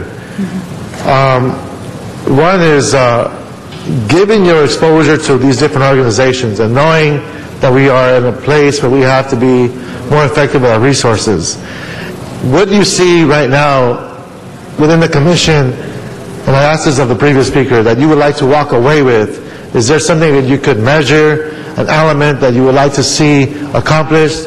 Have you been given enough time to even consider such margins of improvement? Can you share some thoughts with us? Sure. I have given some thought to these issues and what mark I'd like to leave. I think visibility is very important, especially when it comes to women's issues of domestic violence. I think things that people don't talk about, visibility and access to information is very important. So for me, the number of women reached, if we can quantify the women that I speak to, women that the other commissioners and the staff get to speak to, seminars we hold, partnership meetings we hold, number of partnership with other community organizations that we make. These are all measurable, tangibles. I'd love to fundraise for an event to celebrate the Women's Commission, perhaps next year to coincide with Ms. Dolores Huerta's 80th birthday, famous, one of the last civil rights icons this nation has left, to celebrate that birthday, a tangible event, to have these kinds of tangible measurables are things that I've been thinking of so far. Great. Can I ask you, what neighborhoods did you grow up in? I grew up all over the east side and southeast of Los Angeles, so Lincoln Heights, Bell Gardens, Pico Rivera, Montebello. I went to high school in Pico Rivera. So I'm hoping all the young people from Lincoln Heights know that you too can go to Stanford, you can go to Yale, you could sit here in front of the council and speak to change, social change for women, for children and families. And I applaud you for that. I wish we could multiply you 100-fold, given our dropout rates and given the crisis our children are facing with the gang culture being so dominant, that we actually have role models like you. Thank you very much. Thank you very much. Thank you. Before we go to Mr. Alarcon, I'd like to ask Mr. Cardenas to make an introduction. Thank you very much, Madam President. Mr. Weezer, I'm sorry. Yes, thank you. That's right. Mr. Cardenas came up too. Sorry. I'm a little tired from yesterday, so go ahead. I'm scheduled to speak on this item, but I did want to take this opportunity before they leave to introduce a group of young students here with an organization called GLAD. GLAD is an organization that provides services to the deaf and hard of hearing. Just this past process through the budget, we provided GLAD with some funding from out of the Community Development Block Grant monies to help them in expanding their services. So we want to welcome, please give them a big round of applause and welcome them to City Hall. And GLAD does have their offices in Eagle Rock in my district, but I know that Councilmember Cardenas works quite closely with them as well. So Mr. Cardenas, you may want to add a little bit. Thank you very much. I think it's important for people to understand that everything happens for a reason. We're in the middle of confirming a wonderful young lady to the Commission on the Status of Women, and these young teenagers are part of GLAD's Teenage Pregnancy Program to educate the young people about these issues. And the funny thing about it is the Commission on the Status of Women, one of the biggest things that they work on is stamping out ignorance. And when it comes to teenage pregnancy, one of the biggest problems in this country and all over the world is ignorance, stamping out ignorance and educating our young people and not being afraid of allowing our young people to know the truth. So it's really interesting that we're confirming somebody to the Commission on the Status of Women, and we're introducing these young men and women in these council chambers. So thank you so much for being a part of the program, and thank you for coming to City Hall, and welcome. Welcome. Welcome. Thank you. Mr. Alarcon.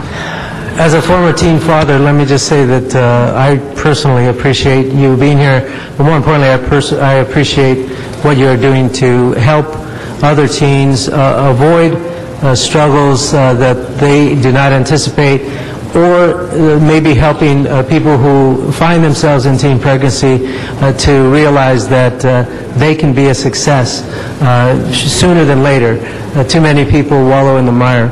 I think that's a fitting opening to questions to this commissioner. Actually, I don't really have a question. You're going to be anointed by this group,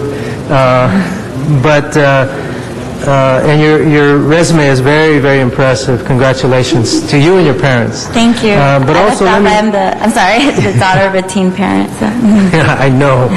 My daughter just graduated from law school 2 days ago. Let me just say that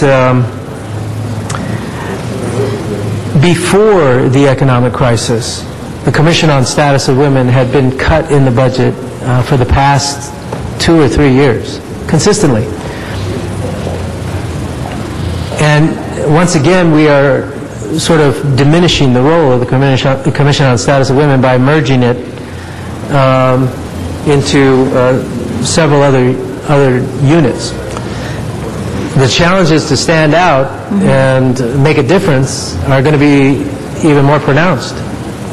So we need your independence. We need your ability to draw in resources from elsewhere to keep the message strong so that women will have a particular policy statement emerging from the city of Los Angeles.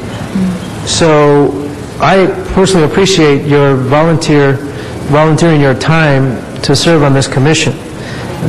But I would also ask that you not assume that the resources will be there for you just because we're all here cheering you on.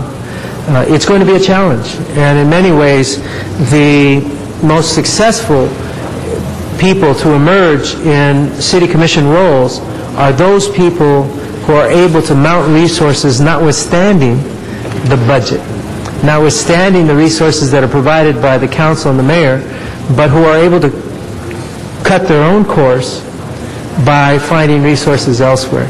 I know that's what you do very well, based on what I've seen in your resume and knowing the organizations you've worked for. I hope that you are able to bring some of that independent talent to the Commission on the Status of Women, whether it be mounting a media campaign on Channel 35 that is unique and offers true meaning to women and as they try to improve in their status in society. Whatever the form is, it's sort of a challenge I'm presenting to you because the city resources will not get you there. I'd like to hear your comments if that's possible.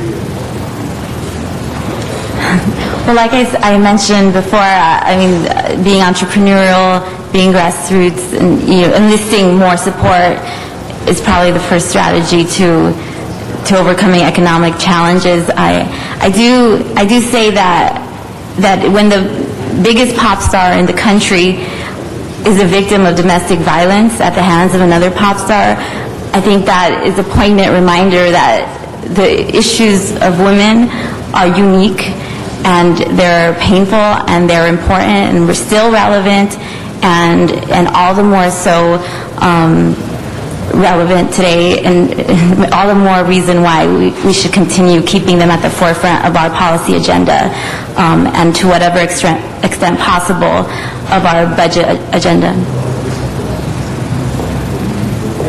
Thank you. Mr. Weeser? Thank you. Congratulations. And again, I just want to touch on the point that we've merged 3 divisions, 3 commissions, and I think your challenge is going to be to make sure that all the services that we've been providing independently right now, that those unique services continue to have a voice. And a lot of it, in my view, is going to depend upon who the new general manager is, what their perspective is, what they try to prioritize. But as commissioners, I think you should do all you can to make sure that nothing is lost in this transition. Each one of the 3 divisions right now provides some very unique services, and we do not want to lose those. The Budget and Finance Committee was very specific, saying we don't want to lose the great work that these commissions have been doing independently. Their unique services need to be at the forefront. We cannot promote one more than the other now. It was a concern that we all shared, and now we leave it up to the commission to make sure that happens. So good luck and congratulations. And my good friend Jackie back there was telling me about what a great mentor you've been to a lot of other Latinas, especially for those of you who trek off into the cold of the Northeast. And it's something that we all need out there, whether you did it through college or even now. That's a great attribute. So keep it up and congratulations. Thank you. Thank you very much. Thank you, Mr. Huizar. Mr. Rosendahl. I'm delighted that you've stepped to the plate to serve our great city, and I think you bring with it qualifications that are tremendous. I want to challenge you. It isn't the size of the department or the commission, it's the intent. Like you said, more than ever, we need energy to put women in positions of power. I hope in my lifetime I see a woman as President of the United States, and I look forward to seeing women in every level of government and every opportunity that exists. Since Bratton has been here, we've done more with diversity in our LAPD than in its history, and I applaud him for that. We have brought more women in to the police department, but not enough. If I had my way, 50%, if we could pull it off, of the officers should be women. I think the partnership of a man and a woman going out on patrol covers absolutely every base that happens in a situation. They complement each other's energy. For instance, I've heard anecdotal stories from a great cop friend of mine that in domestic violence issues, when that partnership walks into that home, the woman officer is in a better position in some cases in dealing with the woman that might have been battered and understanding it and working with her and getting her to appreciate certain things. I also believe women as a spirit are nurturers, and so they tend to try to work things through. So if I see a woman police person, I'm thrilled, because I know there's another element that isn't there from us guys. Nothing wrong with us guys, but I really think the combination or two. So here's your charge. When you get on that commission, which you will be approved by us, take a hard look at the police department and see where we can continue to bring in more women into policing. I'd also like to see women in the fire department, and find ways that can become more effective as well. So you got a great challenges ahead of you, and I know you'll do a great job, and thank you for stepping up to the plate. Thank you very much, and I hope you all see me as a resource to the City Council as well. I think you've seen a lot of people remark today, I think, about your insights and your commitment to serve on the commission, so we look forward to working with you. It's a very important role, and as was mentioned, Mr. Alarcon and I were around when it was first established and the importance of it, and we do not want to lose that focus and that attention and the importance of the commission on the status of women. We have a long way to go to be able to ensure that equality and within the city family in the departments as well as outside there. So congratulations and thank you very much. And we have one more speaker, Mr. Wesson. It was Zine. Oh, Zine, because he wanted you to speak too. You want to suspend him as well. And with that, Madam Clerk, please open the roll on this appointment, close the roll, and tabulate the votes. 13 ayes. Thank you. That item's been approved. Thank you. Congratulations, Ursula. Thank you very much. Okay. Next item? Item 4, called special by Councilmember Hahn. Ms. Hahn.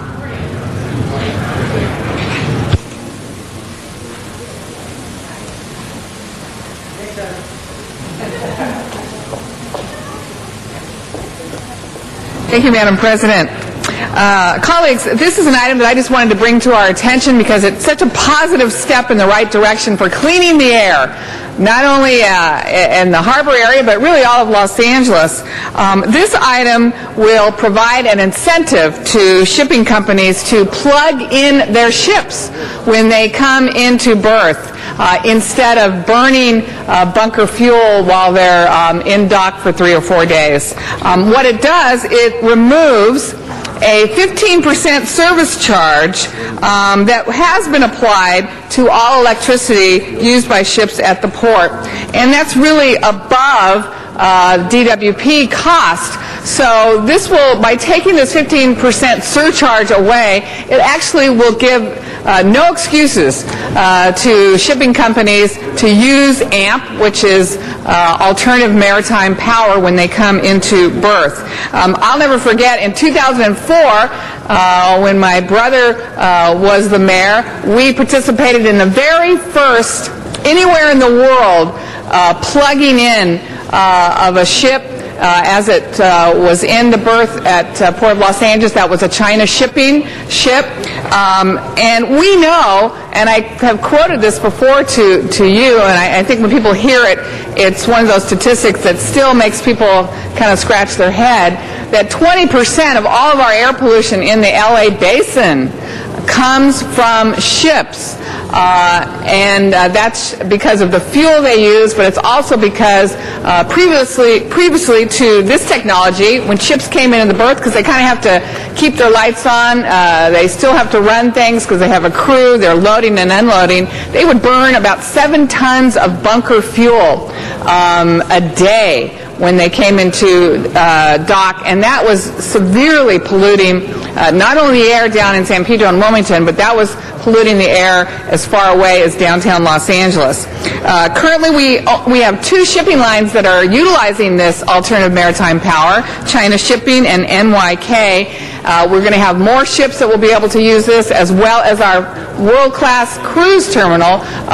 The cruise ships are also going to begin starting to plug in this power. And by doing this right now, we're actually reducing 86% of the emissions. And that's about 1 ton of emissions is reduced by every day that a ship plugs into this alternative maritime power. So along with our Clean Trucks program that we're implementing, which is cutting emissions by up to 80%, doing this, again, will give more incentive to ships to use this alternative maritime power, plug into the DWP electricity grid, which, by the way, DWP has also given a special discount rate to ships using our electricity. So with these 2 things together, this really will move us forward faster to a cleaner, greener Port of Los Angeles, and someday I believe we're going to have a carbon neutral port, which really will be great for the air that we all breathe. So I want to thank everyone at the Port of Los Angeles for their leadership on doing this, and I just wanted to highlight this because it's a positive thing that we're doing today to clean the air so that we can all breathe easier. Thank you. Thank you. That item is now before us. Madam Clerk, please open the roll, close the roll, and tabulate the votes. 13 ayes. Thank you. Next item. Item 21, called special for cards. Okay. Actually, we also, I believe, had item 19. It was called for cards as well. Earlier, had we already passed that? Actually, item 19 would be next. 19, okay. Thank you. Mr. Zumadog out in the San Fernando Valley. 31. I'll pass on this. Wait till 31. I'll pass on everything till 31. Okay. This item is now before us. Madam Clerk, please open the roll on item 19, close the roll, and tabulate the votes. 13 ayes. Thank you. Item 21, Dr. Clyde Williams.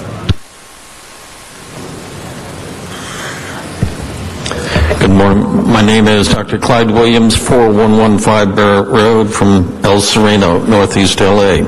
I usually don't speak about dogs, although I did raise 80 and place them all in good hunting environments. All were licensed, all were vaccinated. In Northeast LA, during the last couple of weeks, we've had numerous encounters between dogs and pedestrians. In fact, from the description, they are generally loose, mature, large, and aggressive, commonly called bully dogs. These dogs were unleashed and probably unlicensed, and at least one pedestrian was bitten and a licensed dog was sent to the vet. All went untreated for rabies. That's a major risk. Does the Animal Services have any estimate as to the number of unlicensed dogs in LA? I doubt it. However, given our economy, we could expect these numbers to greatly increase, especially amongst the larger bigger dogs. Increasing the staff that has to actually go out and apprehend the loose dogs, the booking of them, the accommodations for them for 30 days before they're put down, all should be recovered by the licensing fee. However, if you do that, even more unlicensed dogs will be put into the urban environment. I would suggest that you add a 3-month amnesty for all licensing and vaccination by the animal services so that we can get as many of them controlled as possible, so that we have, rather than a no-kill, no-leash, no-license city, we can have a no-bites and no-rabies city. Thank you. Thank you, Dr. Williams. That item is now before us. Madam Clerk, please open the roll, close the roll, and tabulate the votes. 13 ayes. Thank you. Next item. Item 22, called special for cards. Yes, Mr. Zumerdog indicated he did not want to speak on this item, but we do have Donna Pearman in the San Fernando Valley. Ms. Pearman. Anyway, when I look at this 25-cent thing on these bags, why don't we use this 25 cents per bag cost of every bag be used to help dispel those losses of city employees? How can you take on pollution if you put sanitation, whether it be sewer or trash, on furlough? This 25-cent cost would be for everybody who uses it across the board, but says use it for city employees. Be ready for the trash buildup, by the way. I put those trash in those plastic bags, and I know others who would do that too. And if it costs 25 cents for these bags, then people won't use these bags, and they'll throw the trash in loosely, and it will pile up. So I guess that's what you want. I guess City Council always wants a way to tax and charge everyone to death. Well, you let the city get in such sad shape. We need a way to help the city employees. Let's stop doing all these other ways to fund other things. So, no on this. Thank you. Mr. Smith. Mr. Alcorn goes, what are you going to say? As Vice Chairman of the California League of Cities Committee on Environment, we heard this bill and support the bill. So I'm here to support the bill. But there's a very similar bill that's AB 68 by Bromley, which the language is almost identical. There's a few provisions that are slightly different. The California League of Cities has taken a position that we want to support both AB 68 and AB 78 of Davis. But we'd ask that both authors combine their bills so that we have one focused bill that does this, and ask for them, then we'd have support of that one single bill. So I'd just like to add language to this that we support the bill and ask the author to negotiate his bill with Assembly Bill 68 Bromley and find one bill that we can support because they're 99% identical already anyway. And that would match the California League of Cities. Is there a second?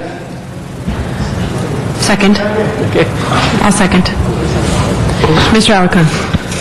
Yeah, this bill would create a uniform system of dealing with the issue of bags at retail outlets, and I think provides a better opportunity for us to eliminate the competition and create a uniform approach to this problem. My wife and I were watching TV just yesterday, and I forget what TV show it was, but we got a big kick because in the show the guy was carrying, it was Desperate Housewives, believe it or not. I never watched that show. I was watching it for about 10 minutes, and in this one scene the husband walked in with about 10 bags that he was carrying, and every one of them was green, and so it was a very powerful message. But we have to make it part of our daily reality. Desperate Housewives just doesn't capture our sense of daily reality. So, except for Mr. Zine, of course. But we really, this bill would allow us to do that. I just want to make sure, as Mr. Smith mentioned his amendment, it was not a support position for the other bill, because I haven't read the other bill and I hate to do that, but it encourages negotiation to find one bill to accomplish essentially this mission. So I have no problem with that. Okay, and actually, the city council has already taken a position in support of AB 68. We did support So the city's already on record on Bromley. Okay. Now we'll be on record with Davis. Okay, again. then I would only ask that we ask both authors. But we did that. And so does the League of Cities. So that's consistency. Okay. And both call for 25 cents. Both have the same rules. Rebates to the city government for programs. I'm sure they're virtually the same. They're virtually the same, and probably minor differences. But you never know with Sacramento. Yeah. And trust me on that, Mr. Smith. As Mr. Wesson laughs. But with that, I have no problem with the amendment. This is a good bill, and it really would help us define our program here in LA. Mr. LaBonge. Question on the bags, and Mr. Smith, maybe you could help me on this. You ever go in a market and you see the styrofoam ice chest? I think those are a great contributor to waste in that. Is there anybody doing any work? Would anybody know on removing those type of materials? Our city of Los Angeles was the first in the country to accept those styrofoam products in our blue bins. Right. We have a contract with a company called Tiburon in Northern California that takes it, melts it down, turns it into a new product that's molding in your homes. And most of the molding sold here on the West Coast is made out of LA City trash, basically. So we were very, very out front on this issue. Other cities are beginning to do that, but styrofoam is recyclable if it's clean, and those bins are usually very clean. But since they usually end up in broken parks or side of roads or vistas, should we take a stance to try to see if they can come up with some other product that is not waste like that? Should we ban styrofoam ice chests? Well, there is styrofoam ban laws being bantered around the state. There's stuff in the legislature. We did that here. We did the styrofoam requirement on city government. We don't use it in any city facilities last year. As far as the public goes, we can take that up. I'd love to work with you on that if you want to look at some of the stuff that's being done around the state. So we'll look at that. I look at the trash in parks, and I see it sometimes. It's a huge problem in the pollution of the ocean. I mean, there's literally an island 7 miles wide floating off Australia of styrofoam and plastic. Yeah. So I just want to know, mention Ruth Galante, a former council member, was a great advocate for a lot of this, and also if often she would look and make sure that everything got recycled. So there's a little shout out to Ruth. Thank you. Mr. Smith, did you have anything else you wanted to add? Your button was pushed. Okay, Mr. Bechtel has turned in a card on this item.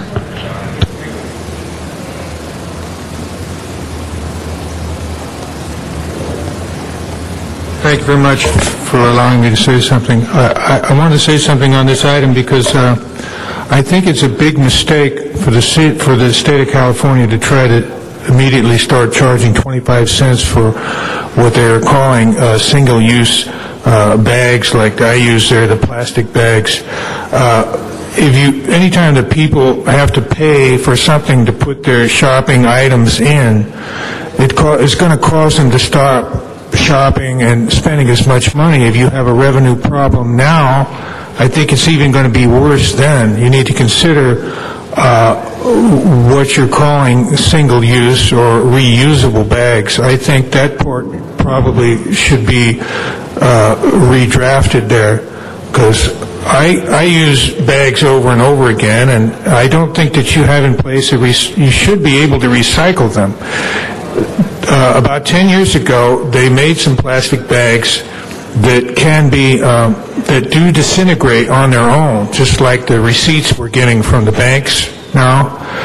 I don't see any reason why those kind of plastic bags cannot be reinstigated. The ones they're making now just last forever and ever, and that's what the general complaint is. They're not biodegradable. You have to physically put them into recycling. But again, I think it's a big mistake to just start charging people to put their items and groceries in. It causes them to not buy as much. And these new nylon bags they're using, I mean, the first time you spill an egg or some liquid in one of them, you begin to realize how expensive that becomes if it has to be reused over and over again. So I think you should redraft that part. Thank you. Thank you. Mr. Zine. Just a couple technical questions. Maybe Mr. Smith has the answer. A couple technical questions on this. When you go to the produce department, tomatoes, lemons, whatever, are those plastic bags included, or is it the plastic bags that you carry the items home? It's the takeout bags at the checkout. So when you're in the produce department getting whatever type of produce, you put them in the plastic bags. Those aren't covered by this law. No. And that's a packaging versus the takeout bag. But they're still plastic bags. Yeah. What's the difference between the two? The difference is the bill specifically says single-use carry-out bags. Carry-out bag. Right. But as far as the environment, if we're concerned about the environment, I'm trying to find the distinction between the plastic bag you're going to put the produce in versus the plastic bag you're going to put the produce bag into the other bag and carry it with the handles. Yeah. What's the distinction between those two plastic bags? Well, there's not a lot of distinction, and quite frankly, it's as big a problem. But we're focusing on the one easy problem, and that is everybody checks out, takes a bag. Right. Not everybody goes to the produce department. But there are 5 billion those white plastic bags, the checkout bags, in L.A. County every year that are going into our landfills. The other ones are very small in number by comparison. The people can avoid the charge by carrying something, as a lot of the stores now are selling those bags for 99 cents, that they can carry the groceries home. So the fee of the 25 cents will only be when you don't bring a bag to carry the goods home. But if you bring something to carry goods home, you're not going to have to pay, because people are going to say, well, it's going to charge. You're not going to have to pay. Just take a bag to the store and then take the goods home. Or what about a cardboard box like at Costco and things such as that? Anything other than the plastic bag to carry home, you don't have to pay the fee. That's correct. So, and the nice thing about those bags is the ones that are being manufactured is those things last for years, yes, and they hold more stuff, so they're really much better. You buy one time and you get value of that forever, versus if you pay the quarter every time, sooner or later you're going to get the idea that economically it's not a sound thing to do for you. Exactly. So I just want to look, there is an option regarding the cost. Carry the bag to the store. You don't have to worry about paying the 25 cents per bag. Thank you for the clarification. Mr. Reyes. Mr. Reyes? Thank you, Madam President. I really appreciate this conversation. For several years now, the city has been trying to respond to we call it the graffiti of the river, all the trash bags that literally clog up our waterways, starting from the valley all the way, as Councilor Smith has described, to the ocean. We have put forth a process, and we're developing policy where we're waiting for the state to do something about this. But this city has committed to actually ban the bags and no longer allow plastic bags for those purposes. So we've been warming up to this for at least 4 years now. And so what you do have, though, and which is something I want to applaud the community, is that in several neighborhoods along the river, young people have been actually organizing, meeting with business owners, especially the small mom and pop businesses, and offering them these bags so that they can distribute those in lieu of plastic bags. And that there's actually a grassroots movement amongst these smaller mom and pop shops that can actually effectuate this change, because when you see all these plastic bags, they accumulate in our corners, and if it wasn't for the screens, we'd have many more plastic bags coming into our waterways. So I want to just highlight those accomplishments. I want to thank Councilmember Smith and Councilmember Gruhl and Councilmember Garcetti and all those who have been involved in this process for at least 6 years now. And I think we're coming to a place where we finally are letting the state know that you do something about it, or the city of LA will take its own initiatives and make sure that we can take control of the urban slobber that we create and the plastic bags that have been developing and clogging up our waterways. So thank you very much, Councilman, for the articulation of this bill. Ms. Perry. I also wanted to, thank you, Madam Chair, I wanted to stand in favor of this effort, and I think for those of you who go out and focus, you can already see some of the retailers who've changed their behavior, and having a cloth bag, and I've actually got one right here, and it's for the census 2010, and it's my briefcase every day. It's simple actions like that that you can take, that don't cost a lot, and can actually, as Mr. Reyes said, take part in the grassroots movement to change the way that we conduct our business on a daily basis. It's simple, it's reusable, and we can finally overcome negative impacts that plastic bags cause. After every rainstorm, when I drive past the LA River, it makes me heartsick when I see all the plastic bags stuck in the trees, stuck in the grass, especially in the nesting islands where the birds are. We can actually make a difference on this, and it's very simple. So I'm glad that we're going to support this today. Thank you, Ms. Perry. Mr. Alarcon, followed by Mr. Smith. Yes, members. AB 87, I'm not going to sit here and argue that this is going to make your life comfortable easily. It takes an adjustment, and frankly, we need to change culturally our behavior with regard to how we participate in greening our communities and cleaning our environment. So, yes, this is going to cause a bit of a shock to shoppers who have to carry in or carry in their cars 5 or 6 canvas bags, or particularly for those shoppers who have to walk to the store for many blocks to have to carry bags around. But we have to change the culture. Ultimately, the benefits will grow rapidly, but if we do nothing and assume that the culture is just going to change because our children are doing a better job than we did, then we have to wait for a generation or two before we get the kind of change that we could get if we implement laws like this. It's a quarter a bag. If you have to buy 5 bags, it would be $1.25. $1.25 might be just the incentive enough for somebody to go out and purchase the canvas bags or the alternative bags to be able to carry their groceries and other items.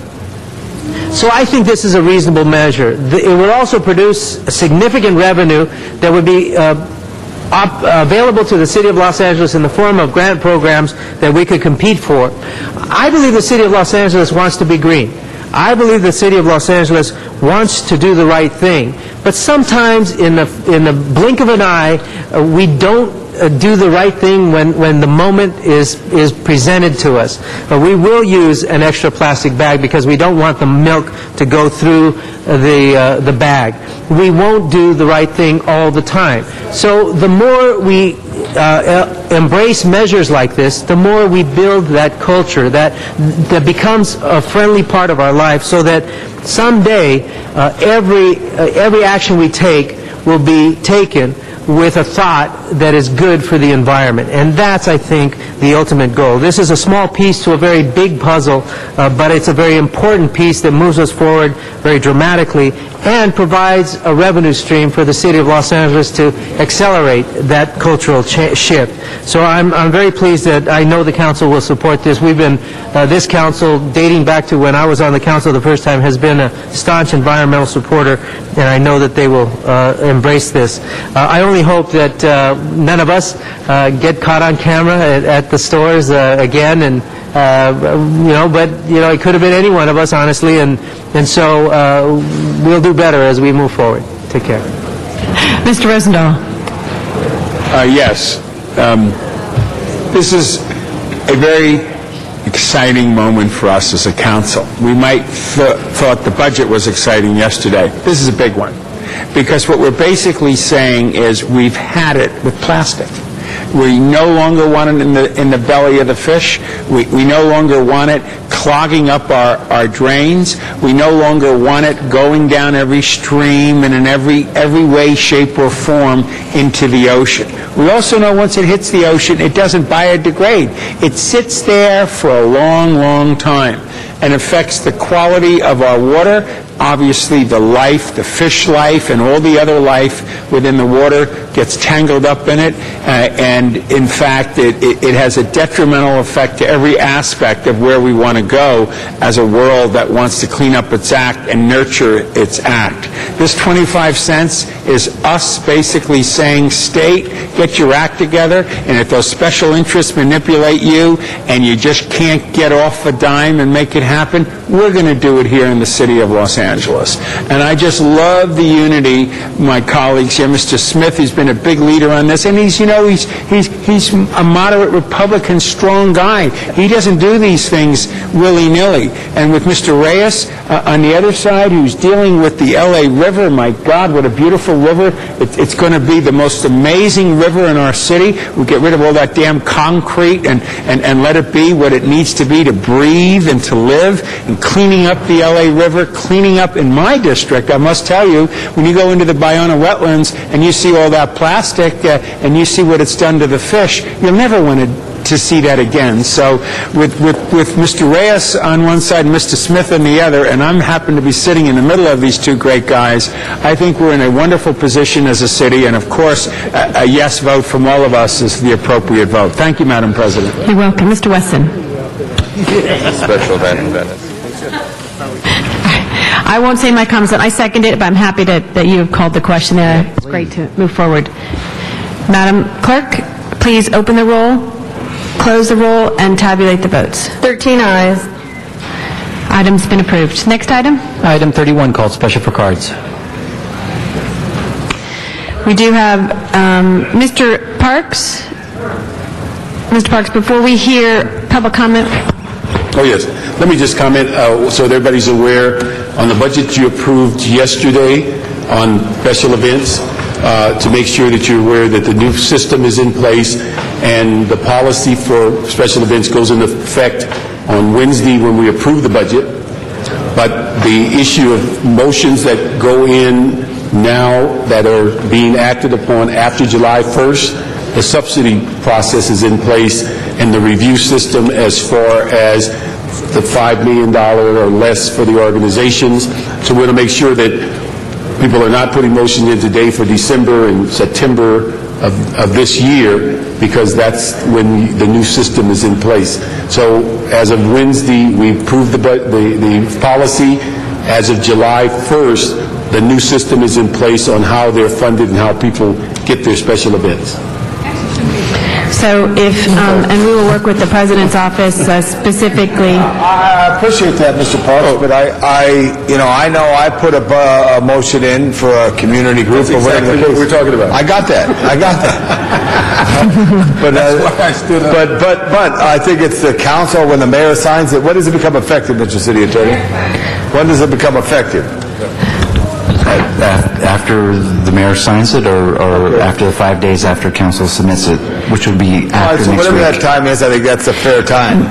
Mr. Labange, I think the reason, this was a separate motion, although it was part of the Budget Committee yesterday. It's not part of the budget. It was put in there so that between now and July 1st, there are a lot of motions that are coming forward that are post-July 1st. And so it will come into effect before July 1st. I understand that, but this item up here right now, on these events. These events will be approved today, but what Mr. Parks is saying, any other items that are not on an agenda going forward, that have not been put on an agenda, will be... Just say, Mr. Parks, not to challenge the great and all powerful chairman. I got it, but it doesn't go into effect until it goes into effect. Is that right, Mr. Secretary? I think we adopted it yesterday. We adopted yesterday that it went into effect upon the adoption of the budget. I'm asking the city attorney, though. I know, but we ignored the city attorney on this because we put it in the budget and agreed on it. No. No, I'm asking the city attorney. Did he vote for the budget? If it's a part of the budget, yes, the budget resolution will be before council next week. Okay, so when it goes to council? Then at that point, it'll be voted on, and then it goes to the mayor. Okay. Colleagues, the challenge that we're having is that you could introduce motions for every event next week between now and July 1st, and that we would be paying for it out of this year's budget, which we do not have. And it is against the policy that we are adopting after July, that will take effect July 1st. Okay. So Mr. Clyde Williams, followed by Donna Perriman, followed by Zumadog. Dr. Clyde Williams, 4115 Barrett Road. This sounds like the Arroyo Seco Neighborhood Council last night as to special events and such. Just as an estimate, you're going to spend, if you would carry on spending at the same rate as today, that would be $10 million, which is twice the total budget of 90 neighborhood councils. So why don't you give it back to the neighborhood councils and get it out of the city council? Then then you might be able to justify the $5 million estimate by the city clerk for holding 90 elections. We're not too convinced that if you give us in-kind departmental funding, that we'll have anything better than what the city clerk was going to give us, a Cadillac rather than a stripped-down model. We tend to provide a better service per dollar spent to the neighborhoods than the city council does. Thank you. Thank you. We'll go out to the San Fernando Valley. Donna Penman, followed by Zuma Dog. First, I want to say I'm against fee waivers. Vote no. Anyway, Miriam will not be going, will go against you on fee waivers. You give the city employees full medical and full pension like the union wants. City employees over fee waivers. Pension, maybe we should include LAUSD, Rick Nightingale's pension too. First, I want to say these fee waivers, and you let William H. Jackson of Waverly, head of the CRA, run the city. Let's put them in jail like all crooks. They run the city, own the city council. They love these distractions, these fee waivers, distract the people, fill them up, make them dumb. How dare you continue partying when the city is in such trouble, and you're continuing these all the way up to the year as long as you do before July 1st. We talk about city having to sacrifice it to keep these fees oncoming. What do we want to celebrate for? Celebrate having less pay with furloughs, paying more for pensions, celebrate having higher fees, trash fees, sales tax, the ridiculous subways, Green Line, the subways to see. You celebrate, I'm broke. It's great if you really cut down these fee waivers. It's about time. Thank you. Mr. Zuma Dog. First of all, let me explain to the people at home. Special event fee waivers.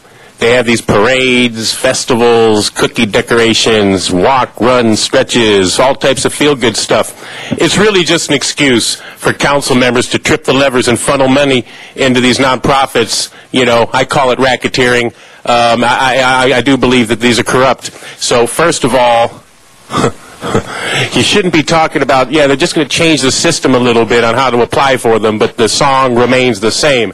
Secondly, this is money that comes out of the general fund, and you're going to need it for things like graffiti removal. It's not your, but you can't really do anything about it. I'm just here to warn you as somebody who's always a few months ahead. Graffiti is going to be popping up all over. You're not going to be able to do anything. You're going to have to spend a lot of money for graffiti removal. Secondly, I believe we're talking about furloughs and firings and losing of services and all types of things in the city that's going to cause a lot of pain in what I'm told is historic downturns and crisis, worse than we expected, all these things the mayor's using. So what the heck are you spending money on parades and festivals and walks and runs and stretches and feel-goods and tickles and massages and all kinds of goofy stuff? Now again, you need to put an end to this nonsense. I haven't seen you do anything, and I'm trying to stay calm today, but I haven't seen you lost $7 billion in the budget in pension money. The city's going to be bankrupt in 2013, guaranteed. Zuma Dog knows. That's why New York Daily News publishes me in their newspaper in New York, because I know what's going on here, and the whole country does. And I predicted this every step of the way, and how President, he dare needs to you, tie it back into special events. dare you approve these stupid things that are not important when we got all hell's breaking loose, and it doesn't matter if you change the application system. This is a corrupt racket going down. Madam Clerk, please open the roll on this item, close the roll, and tabulate the votes. 13 ayes. Thank you. That item's been approved. Next item. Council has motions for posting and referral. Those will be posted and referred. There's an excuse on the desk. Councilmember Zine requests to be excused Friday, July 24th for city business that meets council policy. He will be excused. Desk is clear. Do we have announcements, colleagues? Announcements? No. We do have adjourning motions. If we could ask everyone to please rise.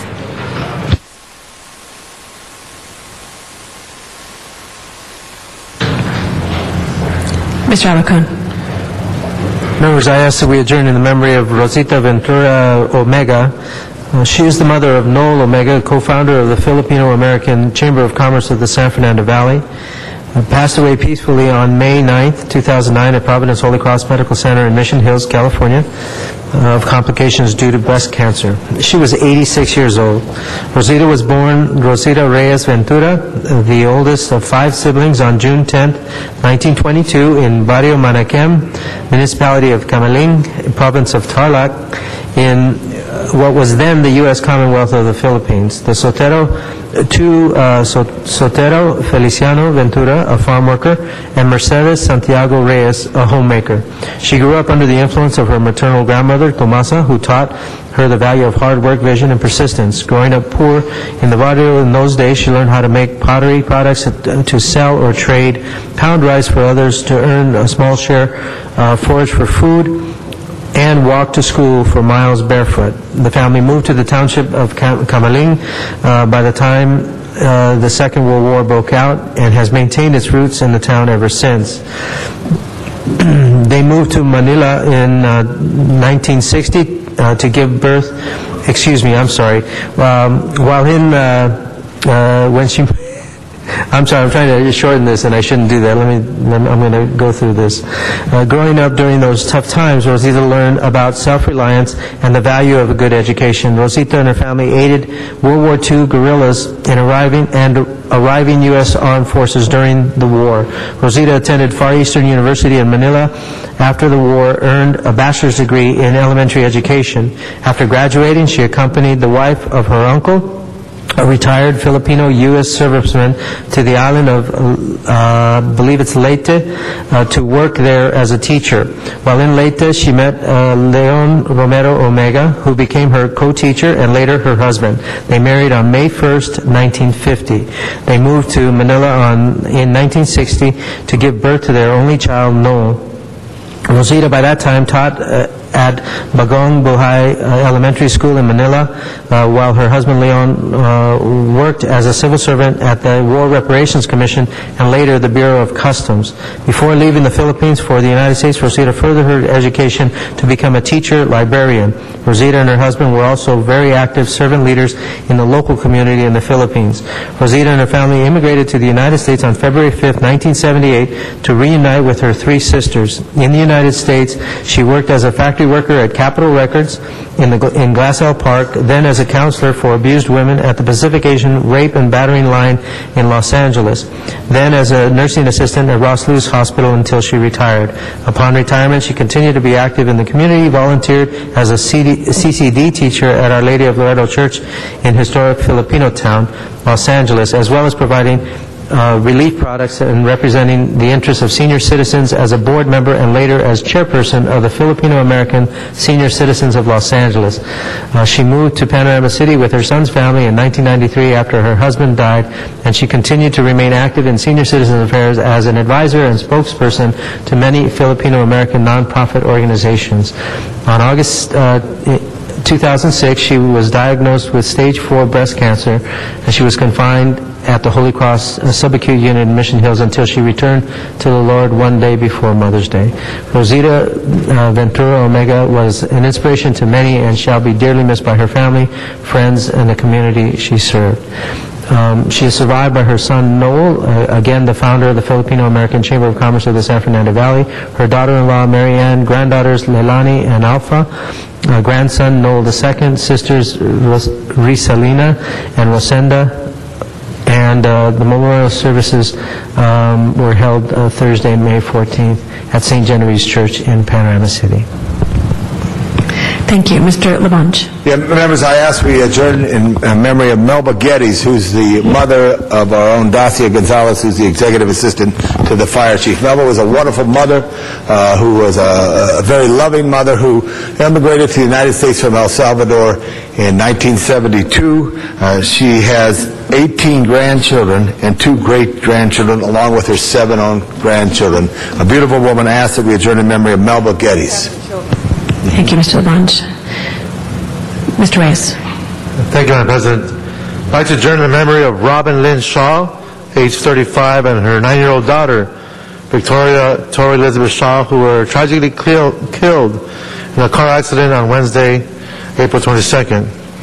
Known as a loving and caring mother, for Robin's death came as a tragic blow to many friends and family members, particularly to her husband David, who adored her and who referred to her as his best friend, confidant, and as the light of his life. His daughter Tori was a student at Assumption Catholic School in Pasadena and was known as a bright and loving child and a beautiful smile and laughter to match. Of her her, her father wrote, "You are my sunshine, my morning, my night. Your love of life is second to none, and the ringing of your laughter is like music from heaven." The services which occurred on April 30th at Assumption of the Blessed Virgin Mary Church overflowed with friends and family, a tribute to the love people had for both Robin and Tori. Robin and Tori are survived by husband Dr. David Shaw and her 3 other children, Vincent James Shaw, age 15, Leah Ashley, age 5, Brian Glenn Shaw, age 3, and Robin is also survived by her parents, Joella and Vincent Kabibo. Thank you. Mr. Rosendahl. Thank you, Madam President. Christopher Charles Horton. He died on May 6, 2009. Chris Horton was 44 years of age and lived in Venice. As a boy, he developed a keen interest in meals prepared by his neighbors' parents and grandparents.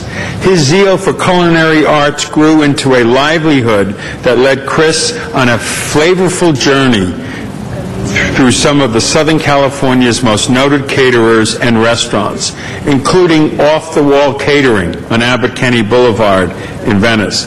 Indeed, we were working on the Abbot Kinney parking lots behind Abbot Kinney on Electra, and Chris came out in his chef's uniform and hat to stand by me and encourage me to get those parking spots. Chris is a personal friend from a neighborhood bar that gay people go to, the only one we have on the west side, frankly, called the Roosterfish, and was one of the main players there. We all knew Chris. Every time he would come in from catering some superstar, he would tell us about the superstar and the meal. And when he passed in a car wreck, frankly. The whole community turned out this Sunday, where I got up and said a few words about him and told my friends there that we were going to adjourn the council in his memory. Wide applause for somebody being recognized for being a great guy. He was a native Venetian and graduated from Venice High School. Chris was intrigued by history, especially early California history. His ancestors settled in the Central Valley during the mid-1800s. His great-grandfather helped Abbot Kinney in the construction of the Venice canals. Chris could tell you whatever you wanted to know about the history of Venice. He's survived by his brothers Mark and Greg and Uncle Robert and Aunt Judy Horton. He will be missed by many of us in the Venice area. May he rest in peace. Thank you, Mr. Rosendahl. Mr. Alarcon? Yes, I do have one additional adjourning motion. I'd like to adjourn in the memory of Edith Edie Reberb, who passed away on May 15th, 2009 of natural causes at the wonderful age of 98. She was born on July 29th, 1910, and unfortunately, she had no surviving family, but many friends who loved her dearly. She lived in Sylmar since 1947 and was active in the Chamber of Commerce and the Sylmar Women's Club. In 1958, she became a member of the Native Daughters of the Golden West, and in 1960, the Pioneer Cemetery was officially abandoned, so Edie ran a volunteer effort to maintain the grounds with the help of local volunteer groups. Edie made it her mission to preserve the cemetery for over 43 years. And by the way, at Pioneer Cemetery, there are the people are buried who served in both sides of the Civil War. It's an interesting place. It took many years to raise the money and fight the battle back from the vandalism and earthquakes that the Pioneer Cemetery suffered in Sylmar. But thanks largely to her efforts, the cemetery is a beautiful 3.8-acre site, well cared for with trees, shrubs, flowers, walkways, as well as the markers for the people buried and a fountain in my son's name. In 2003, Edie was honored for her preservation efforts to save Pioneer Cemetery at their Memorial Day ceremony. On June 26, 2003, she was honored by the Conference of California Historical Societies for her dedicated effort. Edie will be truly missed by all those whose lives she touched, and I'm sure mention will be made at the Memorial Day ceremony this year at Pioneer Cemetery. Funeral services will be held today, May 19th at 1 p.m. at J.T. Oswald Mortuary in San Fernando, and her interment will immediately follow at Eternal Valley Cemetery in Newhall. Thank you. Any other adjourning motions? If not, we encourage everyone to vote today. It is Election Day, and hope that you will go out and use your voice by voting today. Thank you very much. Mr. Clerk, please call the roll. Meeting adjourned. We'll see you tomorrow.